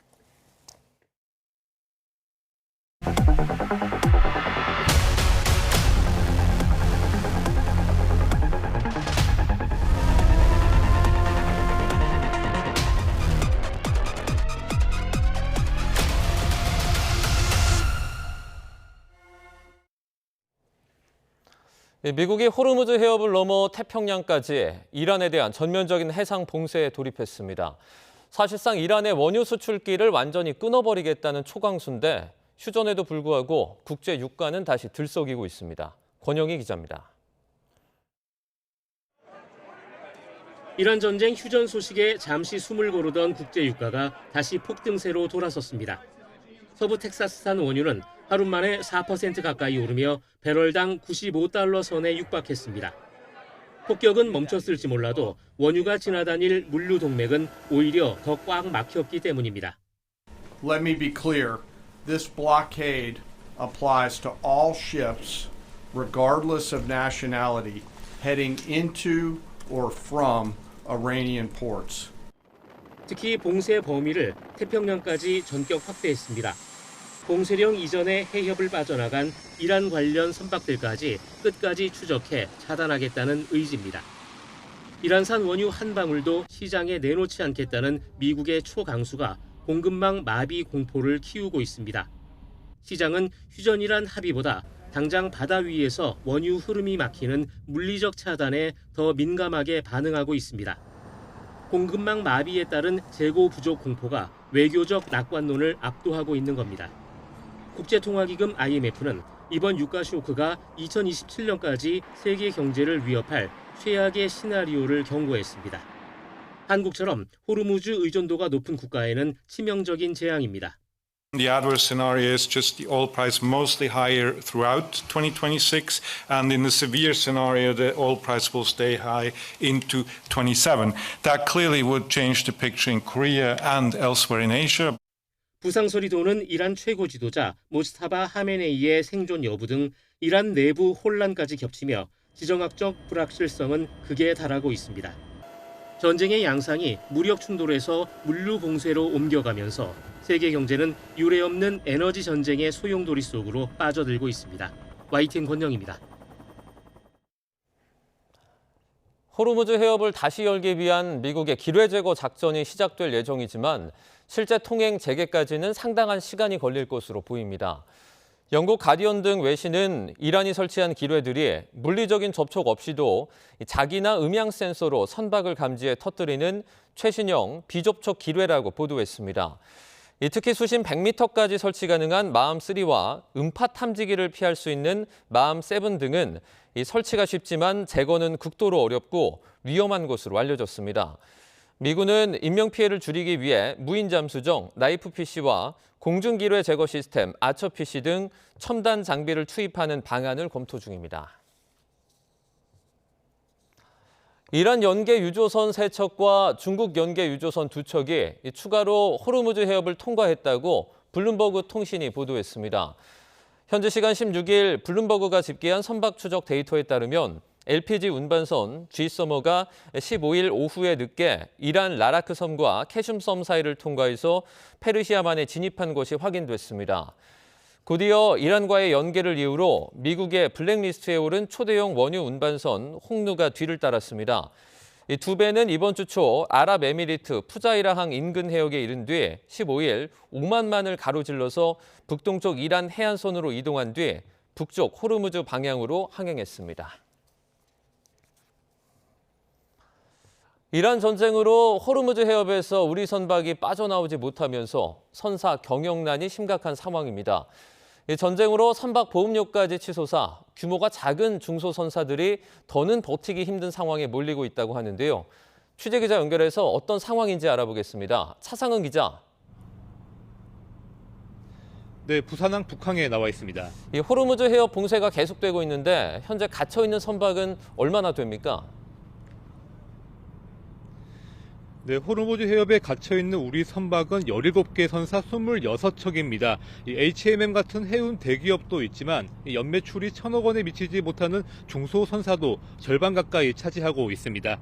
제가 나와 있는 부산항 인근에도 이 같은 중소선사들이 모여 있습니다. 자금력이 부족하다 보니 전쟁 같은 변수가 생기면 회사 운영에 큰 어려움을 겪을 수밖에 없습니다. 이 선사들이 직면한 가장 큰 문제는 전쟁 보험료 인상입니다. 국내 한 중소선사의 경우 보험료가 치솟으며 선박 한 척당 일주일에 1억 5천만 원 정도를 추가로 부담하고 있습니다. 국제 유가도 크게 올라 선박 유류비 부담도 커졌고 갇혀있는 선원들의 부식비도 현지 물가 급등으로 지출 규모가 갈수록 커지고 있습니다. 선사 측의 이야기 들어보겠습니다. 지금 8,000불 가지고 11분도 못 사요, 지금. 물가가 너무 3배, 4배 이렇게 올리다 보니까 선은 식량이 이제 8,000불 가지고 한 달분을 살 수 있었는데 지금은 거의 2만 불씩 줘야 한 달분을 사지. 현지에 선박이 묶이면서 예상치 못한 비용이 눈덩이처럼 불어나고 있는 건데 우리 선박 26척의 유류비와 선원들의 수당 그리고 부식비와 보험 할증료 등을 모두 더하면 하루 피해 금액이 5억 원 정도로 추산됩니다.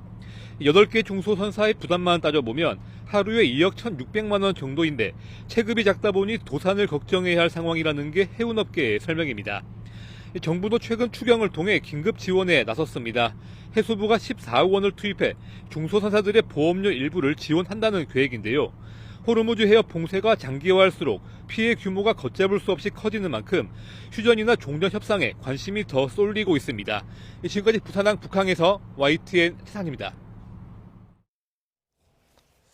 미국의 거센 압박에 밀려 이스라엘과 헤즈볼라가 열흘간의 휴전에 들어간 모양새지만 이대로 평화가 유지될지는 장담하기 어렵습니다.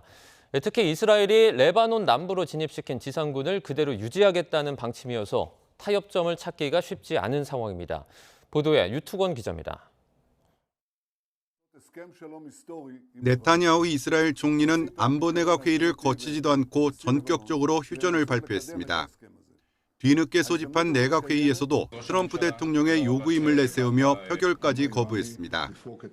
이스라엘 언론들은 레바논과 국경을 접한 북부 지역을 중심으로 미국에 굴복했다는 반발이 확산하고 있다고 전했습니다. 네타냐후 총리는 국경 너머 10km까지 밀고 들어간 지상군은 그대로 남는다며 비판 여론을 달랬습니다.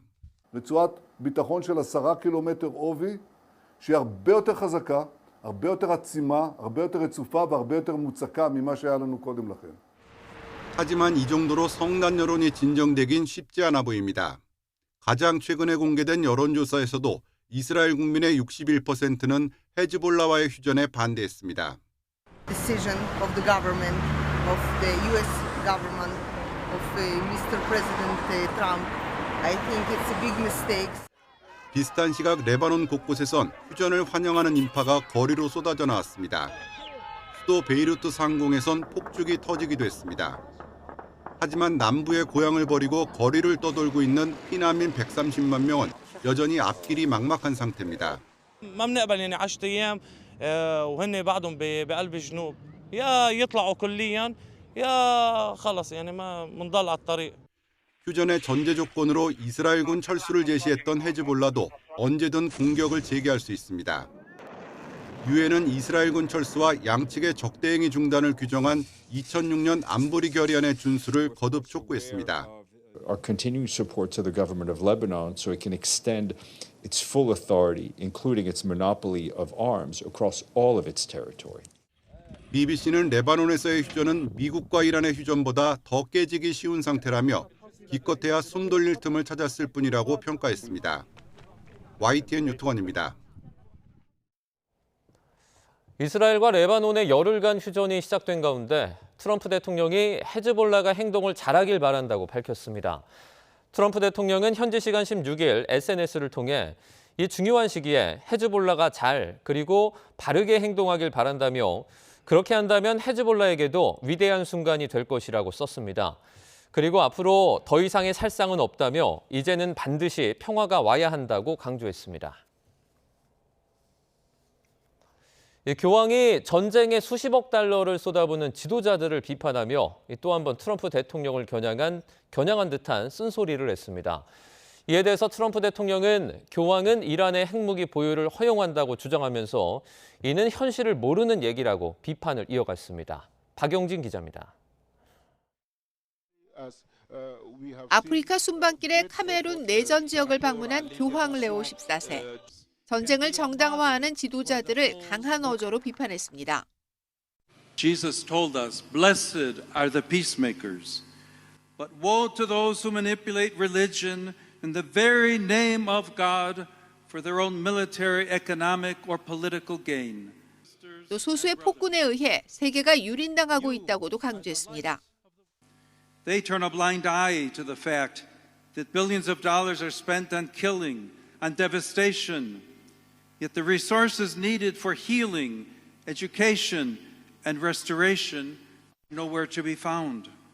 이름을 직접 거론하진 않았지만 수십억 달러를 쏟아부으면서 등의 표현은 트럼프 대통령을 겨냥한 것으로 보입니다. 트럼프 대통령은 이번엔 교황이 이란이 핵무기를 가질 수 있다고 성명을 냈다고 주장하면서 자신의 의견은 다르다고 말했습니다. 또 교황은 현실을 직시해야 한다며 날선 비판을 이어갔습니다. The Pope has to understand that this is the real world. It's a nasty world. But as far as the Pope and saying what he wants, he can do that. Now I know the Pope's brother. He is a big MAGA person. 교황과 트럼프 대통령의 직접적인 충돌은 장기적으로 양측 모두에게 부담일 수 있지만 당장은 트럼프의 자충수라는 분석이 우세합니다. 월스트리트 저널은 국가 지도자가 교황과 공개적으로 각을 세운 건 19세기 나폴레옹 황제 이후 처음 있는 일이라며 트럼프 대통령이 역대 가장 벅찬 상대를 만났다고 분석했습니다. 영국 파이낸셜 타임스도 반 트럼프의 구심점으로 떠오른 미국인 교황의 정책 비판은 트럼프에게 정치적 위험을 초래해 미 선거에 영향을 미칠 수 있다고 진단했습니다. 이런 가운데 미국 일리노이주에서는 교황의 형이 거주하는 것으로 알려진 주택에 폭발물 신고가 접수돼 관심이 쏠리기도 했습니다. YTN 박영진입니다. 미국과 이란이 이번 주말에 협상할 가능성이 높아지고 있습니다. 우리 주식시장은 소폭 하락했지만 코스피가 6,200선을 지키고 있는데요. 이란 전쟁 상황과 경제 관련 내용, 백승훈 한국외대 중독연구소 전임연구원, 김민균 서강대 경영학과 교수와 함께하겠습니다. 어서 오세요. 네, 안녕하십니까. 자, 먼저 트럼프 대통령이 이란과의 합의에 매우 근접했다면서 다음 협상이 이번 주말이 될 수도 있다 이렇게 말을 했습니다. 당장 이번 주말에 종전 협상을 할진 잘 모르겠지만 일단 종전을 향한 방향으로 단계적으로 좀 다가가는 것 같긴 합니다. 네, 어찌됐건 아직 양측의 간극은 확실히 있어 보이지만 1차 대면 협상 때보다는 2차 회담에서 협상의 그 공간, 정치적 외교적 공간이 커진 거는 사실입니다. 그리고 아직까지는 언제 하겠다고 날짜가 고정되지는 않았는데 아마 빠르면 일요일, 늦으면 그 월요일 정도에 아마 2차 회담이 진행되지 않을까 그렇게 보고 있습니다. 그래서 트럼프 대통령이 지금 이야기한 거는 이란이 요구한 걸 다 수용했다라고 얘기는 했지만 지금 이란 입장에서는 지금 그 농축 우라늄의 정도, 그다음에 농축 우라늄의 그 주권을 어느 정도까지 할 것인가 생각을 하고 있어서 근데 핵심 쟁점 몇 개를 남겨두고 이제 거의 지금 거의 다 다른 것들은 되고 있다라고 보면 될 것 같습니다. 자, 트럼프 대통령 합의가 이루어지면 직접 파키스탄을 방문해서 협상할 생각도 있다라고 밝혔는데요. 이거 어떤 속내를 좀 가지고 있을까요? 세 가지 의미가 있다고 생각합니다. 하나는 파키스탄의 중재에 힘을 실어주는 거죠. 그러니까 지금 파키스탄 중재 역할을 공개적으로 만약에 이제 자기가 직접 파키스탄으로 가겠다라고 하면 파키스탄의 그 협상에 되게 지금 진행되는 협상에 힘을 실어주는 것이거든요. 그 협상단보다 더 높은 팀이 가는 거니까요. 그다음에 이제 또 하나는 이 협상이 트럼프 대통령에게는 굉장한 치적이 될 거라는 것을 알기 때문에 가는 겁니다. 그러니까 역대 미국 대통령이 이란을 단 한 번도 굴복시키지 못했고 여태까지 그 이란과의 그 협상에서 가장 큰 공적을 했던 게 오바마 대통령 때의 JCPOA, 그 포괄적 핵 합의 2015년에 있었던 것인데요. 그거보다 더 좋은 그리고 더 완벽한 협상을 내가 이뤘다라고 해서 그런 자기네 이 외교 이벤트를 자기 이제 중간 선거를 앞두고 가장 크게 이제 그 영향력을 확대하려고 하는 그런 어떤 그런 퍼포먼스를 보여주게 가는 것도 있고요. 그다음에 하나는 이란에 대한 압박과 유인입니다. 그러니까 내가 직접 가서 지금 결단하면 내가 직접 마무리 져줄 수 있는데 그렇지 않으면 너는 이런 기회가 없을 것이다라고 던져서 세 가지 측면에서 트럼프 대통령이 직접 가는 것은 큰 협상의 의미가 있다. 그렇게 보시면 될 것 같습니다. 헤그세스 이제 국방부 장관이 이란이 만약에 잘못된 선택을 하게 될 경우에는 미군은 전투작전제계의 어떤 최상의 태세를 갖췄다. 이런 얘기도 했습니다. 그러니까 단순히 당근만 주는 게 아니라 어떻게 보면 채찍을 같이 좀 운용하고 있다고 볼 수 있겠죠. 지금 강화 외교가 제대로 들어가고 있는 국면입니다. 그러니까 지금 확실히 왜냐하면 특히 이번엔 경제적 유인도 주겠다라고 했거든요. 그러니까 360조 정도 되는 기금을 만들어서 줄 수도 있고 한 150조 정도 되는 동결된 자산을 풀어줄 수도 있고 그다음에 우리가 거기 석유 시설이나 이런 거 낙후된 1979년 이후에 이란이 경제 제재로 인해서 그런 부품들이나 이런 것들이 낙후돼서 석유 생산량이 상당히 저하돼 있거든요. 그런 것들까지 다 우리가 토탈 패키지로 들어갈 수 있다라고 던졌으니까 이건 하나의 큰 경제적 유인입니다. 근데 거기에 더해서 너네들이 이런 것들을 받을 수 있는데 만약에 니네들이 거부한다면 우리가 지금 미국이 그 해군력의 41%를 직격시켰거든요. 핵항모 세대가 가 있고 그런 상황이고 또 이제 전략 폭격기인 B-21도 다시 보여주고 물론 이미 배치돼 있었던 비행기지만 다시 상기시킴으로 우리가 지금 너네들을 압박할 수 있는 너네들 진짜 타격할 수 있는 역량은 다 갖추고 있다라는 것도 보여줘서 지금 앵커님 말씀하신 대로 강화 외교가 정말 제대로 들어가고 있다라고 보시면 될 것 같습니다.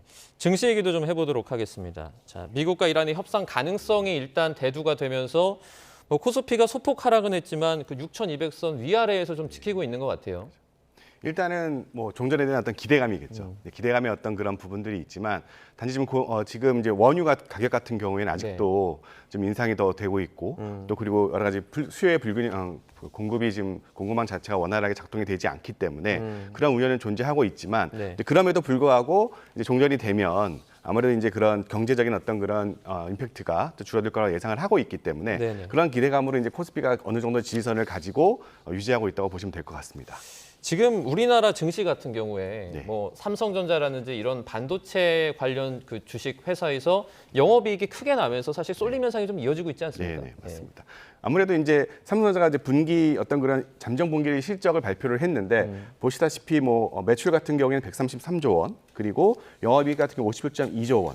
그러니까 전년 대비로 비교를 하게 되면 영업이익 같은 경우는 한 755% 정도. 그러니까 한마디로 얘기해서 반도체 얘기를 쏠림 현상을 얘기하고 있지만 뭐 전망치라든가 뭐 SK 하이닉스도 물론 제가 알기로는 23일 발표하는 걸로 알고 있는데 실적을요.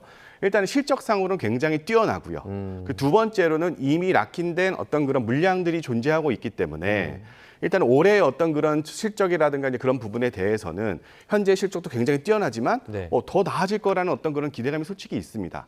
이제 기업은 아무래도 이제 주식 투자를 하는 데 있어서 뭐 실적이라든가 전망이라든가 거기에 대한 투자를 하고 있는 것이기 때문에 이제 그런 점에서 어떻게 보게 되면은 믿고 어떻게 보면 투자자들도 이제 반도체 어떤 그런 부분에 대해서 더 쏠림 현상이 더 가속화되지 않을까라고 조심스럽게 염려를 합니다.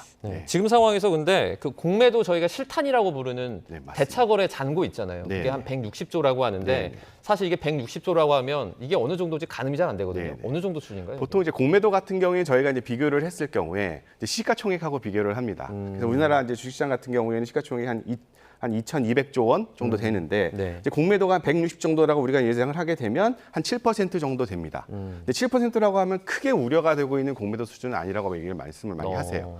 그러니까 올라가게 되면 이제 이슈가 되지만 물론 뭐 여러 가지로 이제 우리가 변동성도 굉장히 크고요. 주가 같은 경우에는. 그리고 만약에 이제 하락 어떤 그런 악재라든가 생겼을 경우에 공매도의 역할은 아무래도 더 떨어지는데 더 많이 떨어지게 하는 어떤 그런 변동성을 더 크게 하는 약간의 그런 부작용 같은 경우 효과는 당연히 있습니다. 그럼에도 불구하고 현재 어떤 그런 공매도 수준 같은 경우에는 아직까지는 그렇게 심하게 뭐 우려되고 있지 않은 거라고 이제 판단을 하고 있는 것이죠. 지금 뭐 저희가 국내 주식 중에 대장주라고 부를 수 있는 삼성전자 얘기 조금 더 해보면요. 이제 노조가 영업이익을 두고 뭐 총파업을 들어갈 수도 있다. 뭐 이런 식으로 좀 얘기가 나오는데 어쨌든 회사 입장에서는 조금 이게 악재가 될 수도 있지 않나요? 일단은 뭐 당연히 영업이익이 생기게 되면 어떤 회사 입장에서 봤을 땐 조직원 우리 직원분들한테 당연히 성과를 공유하고 또 여러 가지 또 체계라든가 인센티브 관련해서 뭐 당연히 받는 것은 뭐 당연하다고 생각이 듭니다. 근데 이슈는요. 저 이제 금액이 과연 얼마만큼 적당하느냐 그리고 너무 많은 게 아니냐라는 그런 우려들이 굉장히 많이 있긴 합니다. 왜냐하면 반도체 같은 경우에는 일단은 투자 액수가 굉장히 커요. 그러니까 영업이익이 생기게 되면 물론 뭐 노조라든가 여러 가지로 이제 직업과 성과 이익이 당연히 이루어져야 되는 것이지만 투자를 많이 해야 되고 액수가 크고 투자가 연구개발비 말씀하시는 거죠?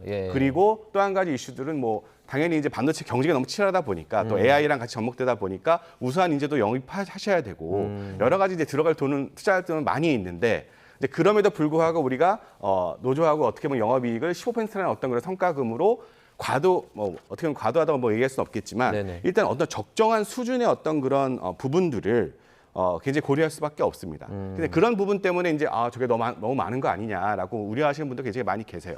근데 물론 뭐 그거는 이제 사측하고 노조하고 당연히 협의를 통해서 뭐 정해져야 되는 것이긴 하겠지만 어떤 그런 부분에 대해서는 좀 어떤 적절한 합의가 당연히 있어야 될 거라 판단이 됩니다. 삼성전자 측도 그러니까 위법쟁이 금지 가처분 신청, 그러니까 파업을 뭐 허가해주지 말라라는 식의 어떤 그런 요청을 법원에 냈는데 이게 받아들여질 가능성은 얼마나 됩니까? 뭐 선례로 봤을 경우에는 뭐 거의 받아들여지는 경우는 거의 없습니다. 그렇기 때문에 뭐 어떤 그런 노조 같은 경우에는 뭐 물론 뭐 정당한 이유로 파업을 하는 경우에 크게 막을 수 있는 부분은 없다고 생각이 드는데요. 물론 이제 좀 우려가 되는 것은 지금 반도체가 우리나라가 지금 이렇게 실적도 많이 나오고 어떤 나라의 경제에 어떤 그런 주축이 되는 어떤 그런 역할을 하고 있는데 파업을 하게 되면 아무래도 어떤 그런 실적이라든가 성과라든가 그런 부분에 있어서 삼성전자 같은 경우는 아무래도 경제에 어떤 그런 나쁜 영향을 주지 않나라는 그런 부분들을 굉장히 우려가 많으신 것 같아요. 그래서 뭐 이거는 물론 뭐 지금 아직 협의 중이긴 하지만 하여튼 뭐 제 입장에서 삼자 입장에서 봤을 경우에는 잘 협의를 잘 하셔서 파업이 없이 잘 네. 해결될 수 있을 바람을 조심스럽게 내보입니다. 네. 네. 중동 사태 저희가 다시 좀 짚어보면 트럼프 대통령이 이제 이스라엘과 레바논이 10일 동안 휴전을 한다 이렇게 직접 밝혔는데요. 네네. 지금 상황을 봤을 때 이게 좀 크게 호재로 작용할 수 있을까요? 이거 호재죠. 왜냐하면 이란과 미국의 그 2차 협상에서 가장 큰 외부 변수죠. 외부 네. 변수는 이스라엘이었고 이스라엘이 지금 하고 있는 레바논 전선이 어떻게 흘러가느냐에 따라서 2차 회담을 좀 어떻게 결렬시킬 수도 있는 요소였는데 어찌됐건 미국이 강력하게 요구를 해서 10일 휴전 협상이 이루어졌습니다. 그래서 네. 이거는 두 가지가 작동했다고 보는데 하나는 트럼프 대통령이 정말 원했습니다. 그래서 네타냐후에게 강력하게 요구했고 네타냐후는 지금 있는 내각이 그 구구 강경파들이 있기 때문에 내각 회의를 거치지 않고 곧바로 휴전에 들어갔다라고 하는 것은 미국의 강력한 드라이브가 있어서 네타냐후가 총리가 받아들였다. 그게 첫 번째 부분이고요.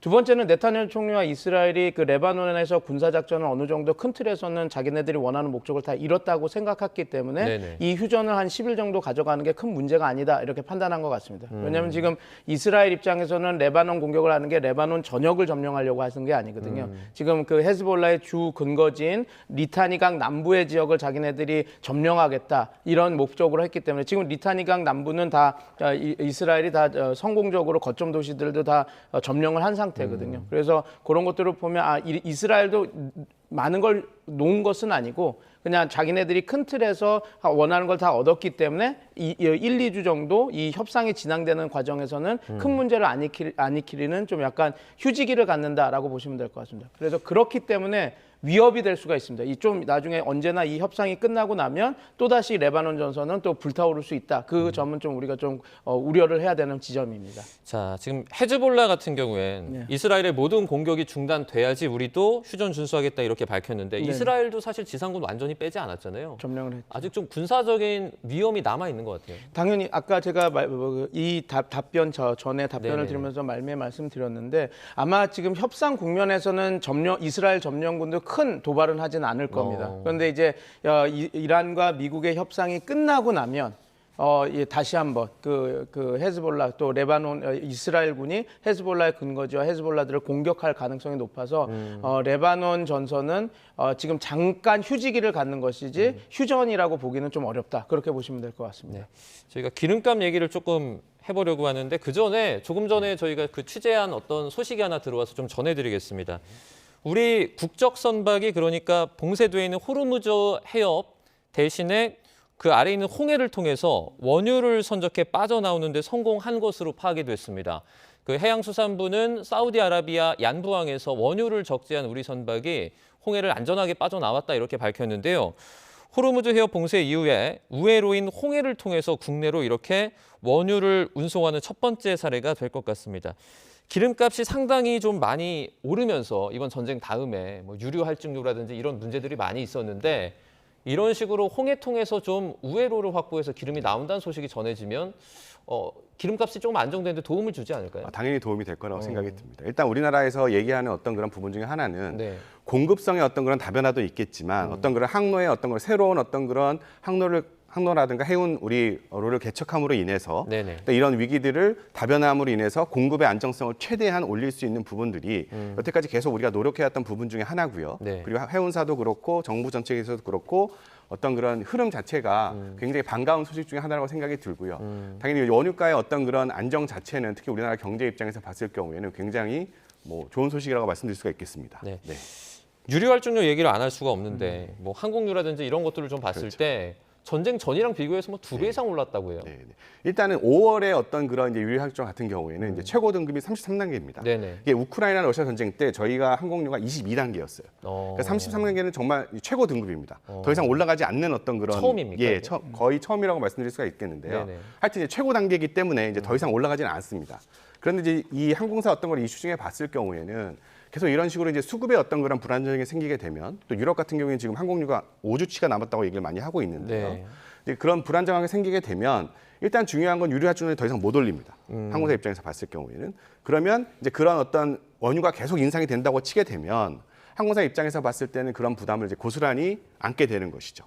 그래서 그런 면에서 어떻게 보게 되면은 여러 가지 뭐 우리나라 뭐 우리 코로나 이후에 뭐 대한항공이나 아시아나 합병을 하긴 했지만 뭐 저가항공도 그렇고 산업상으로 굉장히 어려운 어떤 그런 고비를 넘겨왔는데 네. 이제 그런 유류의 어떤 그런 원인 때문에 유류 할증을 못 올리고 어떤 그런 가격 압박, 인상 압박을 그대로 이제 안게 되면 아무래도 이제 고객도 우리 유리할증률이 많이 올랐기 때문에 인상됐기 때문에 고객도 굉장히 부담이 되고 그렇죠. 항공사들도 굉장히 부담이 되는 어떤 그런 상황이라고 생각이 듭니다.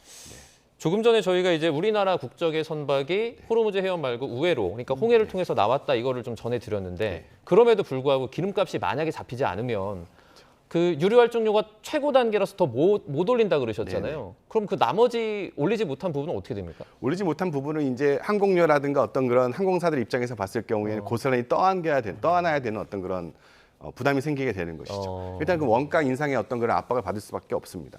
그럼 유류 할증료 외에 항공료가 인상이 된다거나 네. 아니면 어떤 그런 우리 항공사들 입장에서 봤을 경우에 어떤 그런 재정적인 어떤 그런 부담이 네. 어쩔 수 없이 이제 돌아오게 되는 수밖에 없는 것이죠.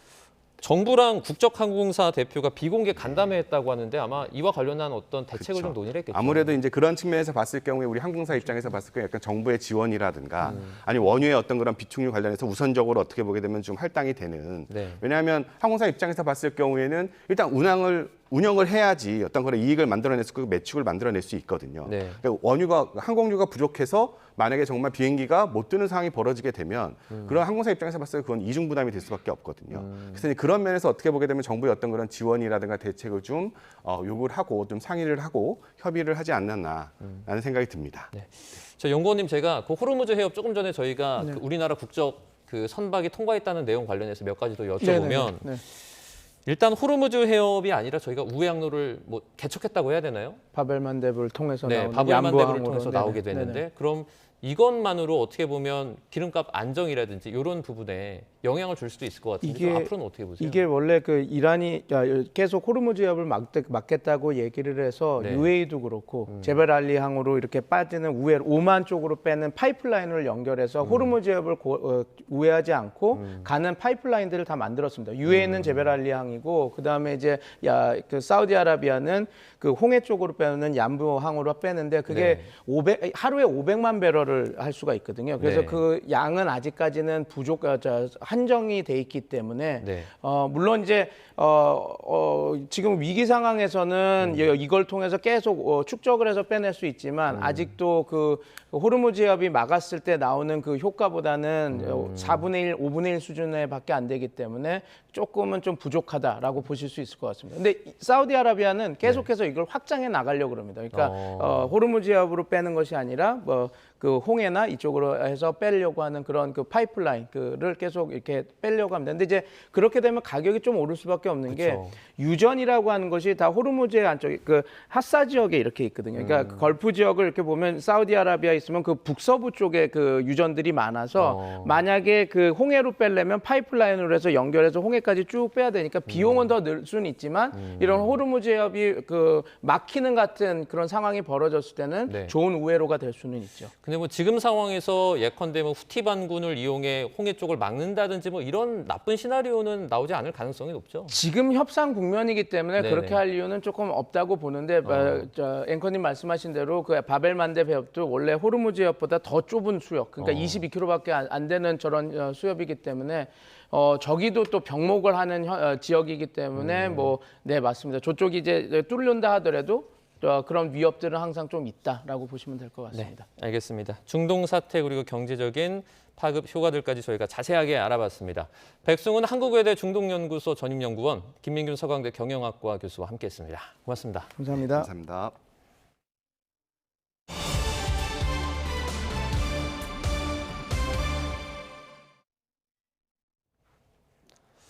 (6.3) 지방선거가 47일 앞으로 다가왔습니다. 더불어민주당은 울산 남구갑 보궐선거에 공천할 영입 인재로 전태진 변호사를 발탁한 가운데 미국을 방문 중인 국민의힘 장동혁 대표는 귀국을 돌연 사흘 늦췄습니다. 국회 취재기자 연결합니다. 황보혜경 기자. 네, 국회입니다. 네, 민주당 지방선거 공천 작업은 이제 막바지에 접어들었다고요? 네, 민주당은 내일 제주지사 결선 결과 발표를 끝으로 전국 16곳 광역단체장 공천을 모두 마무리합니다. 다음 주부터는 지방선거와 함께 치러지는 국회의원 재보궐선거 공천 논의에 본격 착수할 예정입니다. 최대 14곳이 전망되는 미니 총선급 규모인데요. 오늘 오전 1호 영입 인재로 전태진 변호사를 발표했는데 울산시장에 출마하는 김상욱 의원 지역구 울산 남구갑에 전략 공천할 계획입니다. 당 지도부는 후보 띄우기에도 열을 올리고 있습니다. 그제 전재수 부산시장 후보와 부산을 찾은 데 이어 오늘은 서울 용산에서 최고위원 회의를 열고 서울시장 정원호, 용산구청장 강태웅 후보 지원 사격에 나섰습니다. 정청래 대표는 대통령실 청와대 이전으로 불안한 용산 시대는 막을 내렸다며 두 후보가 서울과 용산을 바꿔놓을 최강의 드림팀이라고 지켜세웠습니다. 하지만 공천을 둘러싼 잡음도 여전합니다. 김용 전 민주연구원 부원장 공천 여부를 두고 친명계 김영진 의원이 대법원 판결을 앞둔 후보를 공천한 예가 없다고 공개 반대하자 김 전 부원장은 정치검찰 논리라고 반박했습니다. 부산시장 전재수 후보는 한동훈 전 국민의힘 대표와 까르띠에 시계를 둘러싼 공방을 벌이며 고발까지 예고했는데요. 다만 오는 30일 이전엔 의원직에서 사퇴하겠다고 밝히며 한 전 대표가 출마를 벼르는 부산 북구갑 보궐선거 무산 가능성은 일축했습니다. 네, 그런가 하면 미국을 방문한 국민의힘 장동혁 대표 오늘 귀국할 예정이었는데 며칠 더 머무른다고요? 네, 당초 5박 7일 일정으로 미국 워싱턴을 방문한 장동혁 대표 귀국이 오늘 오후에서 다음 주 월요일 새벽으로 사흘 미뤄졌습니다. 국민의힘은 공항 수속 도중 미 국무부 연락을 받았다면서 구체적인 면담 대상은 밝히지 않았는데요. 동행한 의원들은 먼저 귀국하고 장 대표는 김민수 최고위원과 남기로 했습니다. 김 최고위원과 찍은 이른바 인생사진 논란으로 당내에서도 비판이 이어지는 가운데 장 대표가 뚜렷한 방미 성과를 내놓을지 주목됩니다. 국민의힘도 오늘 윤희근, 윤갑근 예비후보 가운데 충북지사 본경선 진출자를 발표하는 등 공천 작업에 분주합니다. 조강한 최고위원과 이성배 전 MBC 아나운서를 상대로 경기지사 후보자 면접도 진행합니다. 대구시장 본경선 진출자도 2명으로 압축하는데요. 컷오프된 이진숙 전 방송통신위원장과 주호영 의원의 무소속 출마 가능성은 여전히 변수입니다. 이런 가운데 이재명 대통령은 홍준표 전 대구시장과 청와대에서 비공개 오찬을 가졌습니다. 최근 홍 전 시장이 민주당 김부겸 대구시장 후보를 공개 지지한 뒤 이뤄진 만남이라 대구 보수 유권자 표심 잡기란 해석도 나오는데요. 홍 전 시장 오찬 전 SNS에 마지막 인생은 나라를 위한 열정으로 살고 싶다는 글을 올리기도 했습니다. 한편 국회는 오늘 본회의를 열어 6.3 지방선거 선거구 획정 등을 위한 정치개혁 법안을 처리하기로 했습니다. 여야 원내 지도부와 정치개혁 특위 간사끼리 오전에 한 차례 회동을 했지만 서로 합의점을 좁히지는 못했습니다. 지금까지 국회에서 전해드렸습니다. 경기 양주에서 아동학대로 3살 아이가 숨진 사건과 관련해 경찰이 친부에게 아동학대 치사 혐의를 적용해 검찰에 넘겼습니다. 경찰은 송치 전인 친모에 대한 수사를 통해 추가 범죄 혐의점을 파악할 방침입니다. 취재기자 연결해서 자세히 알아보겠습니다. 표정우 기자, 경찰이 검찰로 사건을 송치했죠? 네, 경기 북부경찰청은 오늘 오전 친부에게 아동학대 치사 혐의를 적용해 구속 송치했습니다. 경찰은 앞서 아이를 학대해 크게 다치게 한 아동학대 중상해 혐의를 적용했는데 아이가 치료 중에 숨진 상황을 고려해 혐의를 변경했습니다. 살해에 고의가 있거나 아이가 숨질 가능성을 예견했는지가 쟁점이 되는 살해 혐의는 적용하지 않았습니다. 경찰은 불구속 상태인 친모에 대한 수사를 통해 추가 범죄 혐의점을 파악할 방침입니다. 앞서 머리를 크게 다쳐 병원으로 옮겨진 아이는 뇌수술 뒤 혼수 상태를 지속하다가 지난 14일 결국 숨졌습니다. 국립과학수사연구원은 아이가 두부 손상으로 숨졌으며 복부 쪽에서 과거 출혈 흔적이 발견됐다는 부검 구두소견을 내놨습니다. 이 친부가 아동학대뿐만 아니라 가정폭력으로 2차례 신고됐던 것도 확인됐죠? 네, YTN 취재 결과 아이의 친모로 추정되는 인물은 2차례 경찰에 친부를 신고했습니다. 재작년 12월엔 남편이 죽이겠다고 위협한다며 신고했고 비명이 들린 뒤 통화가 끊겼습니다. 또 지난해 4월 신고에선 친부가 목을 졸랐다고 주장하는 등 구체적인 폭행 정황이 전해졌습니다. 친부의 반복적인 폭력이 의심되는 상황에서 지난해 12월엔 이번에 숨진 아동을 학대한 걸로 의심된다는 신고가 접수됐는데요. 경찰은 시청 아동학대 전담 공무원의 살해 판단 결과와 참고인 조사 등을 고려해 혐의가 없다고 보고 불기소 의견으로 송치했습니다. 양주시청은 구체적인 조사 방식이나 후속 조치 여부 등 취재진의 질문엔 아무 답변을 하지 않고 있습니다. 지금까지 사회부에서 YTN 표정우입니다.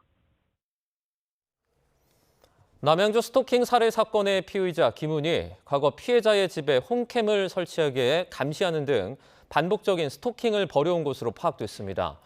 검찰이 조국혁신당 박은정 의원실에 제출한 공소장을 보면 김은은 지난해 12월 피해자와 교제하던 중 평소 생활을 확인해야겠다며 피해자의 집에 홈캠을 설치하도록 해 피해자를 감시하기 시작한 것으로 나옵니다. 당시 두 사람은 지난해 5월 김은희 피해자를 폭행해 전치 사주에 상해를 입혀 100m 이내 접근 금지 조치가 내려진 뒤 김은희 끈질기게 재결합을 요구해 다시 교제하던 상태였습니다.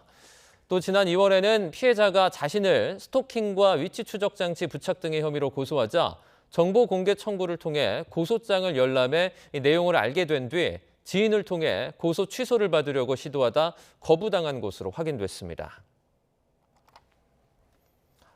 액션 영화 범죄도시에서 배우 마동석이 연기한 형사 캐릭터 마석도의 실제 모델인 경찰관이 음주운전 혐의로 재판에 넘겨졌습니다. 서울중앙지방검찰청은 도로교통법상 음주운전 혐의로 서울수서경찰서 소속이었던 A 경위를 불구속 기소했습니다. A 경위는 지난해 11월 오후 8시 반쯤 서울 강남 세브란스병원 인근에서 술을 마시고 운전하다 접촉 사고를 냈습니다. 당시 혈중 알코올 농도는 면허 취소 수준이었는데 인명피해는 없던 것으로 알려졌습니다. 중부해양경찰청은 어제 낮 12시쯤 인천 중구 한하계 해수욕장 일대에서 50대 남성 A씨가 수영 중에 물에 빠졌다는 신고를 접수했습니다. 경찰은 즉각 수색에 나서 20여 분 만에 A씨를 구조했고 해당 남성은 저체온증을 호소해 병원으로 옮겨졌습니다. 경찰은 A씨가 갯벌 활동 중에 수영을 위해 입수했다가 사고를 당한 것으로 보고 있습니다. 방송미디어통신위원회가 YTN 최다액 출자자 변경 승인을 둘러싼 쟁점을 외부 법률자문단을 통해 검토하기로 했습니다. 방미통위는 오늘 오전 정부 과천청사에서 2차 전체회를 열어 YTN 관련 현안을 보고받고 논의했습니다. 위원회는 YTN 최다액 출자자 변경 승인 처분에 관한 1심 판결 등 주요 쟁점에 대해 각계의 의견과 법률적 해석이 나뉘고 있다고 판단했습니다. 이에 따라 내용적, 절차적 정당성 확보를 위한 전문가 검토와 다양한 의견 청취를 바탕으로 수기가 필요하다는 데 의견을 모았습니다. 맑고 초여름 날씨가 이어졌던 어제와 달리 오늘은 하늘에 구름이 잔뜩 끼어 있습니다. 다소 흐린 날씨 속에 때이른 고온 현상도 주춤하는 모습인데요. 현재 서울 기온은 19.1도로 어제 같은 시각보다 5도가량이나 낮습니다. 그동안 날이 워낙 따뜻했던 탓에 다소 서늘하게도 느껴질 수 있으니까요. 옷차림으로 체온 조절 잘해주셔야겠습니다. 현재 레이더 화면을 보시면 비구름은 남부와 제주도 곳곳에 분포하고 있습니다. 비구름은 점차 충청 지역에도 영향을 주겠고요. 비는 대부분 오늘 밤사이 그치겠지만 제주도는 내일 오후까지 이어지는 곳도 있겠습니다. 예상되는 비양은 남해안과 제주도에 최대 50mm, 남부 내륙과 충청에는 5에서 30mm의 비가 내리겠습니다. 오늘 낮 기온은 대부분 20도 안팎에 머무르겠습니다. 서울 21도, 전주와 대구는 18도가 예상됩니다. 주말인 내일은 중부지방부터 점차 맑은 날씨를 회복하겠고요. 다시 초여름 날씨가 나타날 전망입니다. 반면 비가 내리지 않는 중북부를 중심으로는 여전히 대기가 건조합니다. 여기에 바람도 약간 강하게 불고 있는 만큼 불씨 관리 철저히 해주셔야겠습니다. 지금까지 YTN 윤수빈입니다. 네, 뉴스나우 오늘 순서는 여기서 마치겠습니다. 시청해주신 여러분 고맙습니다.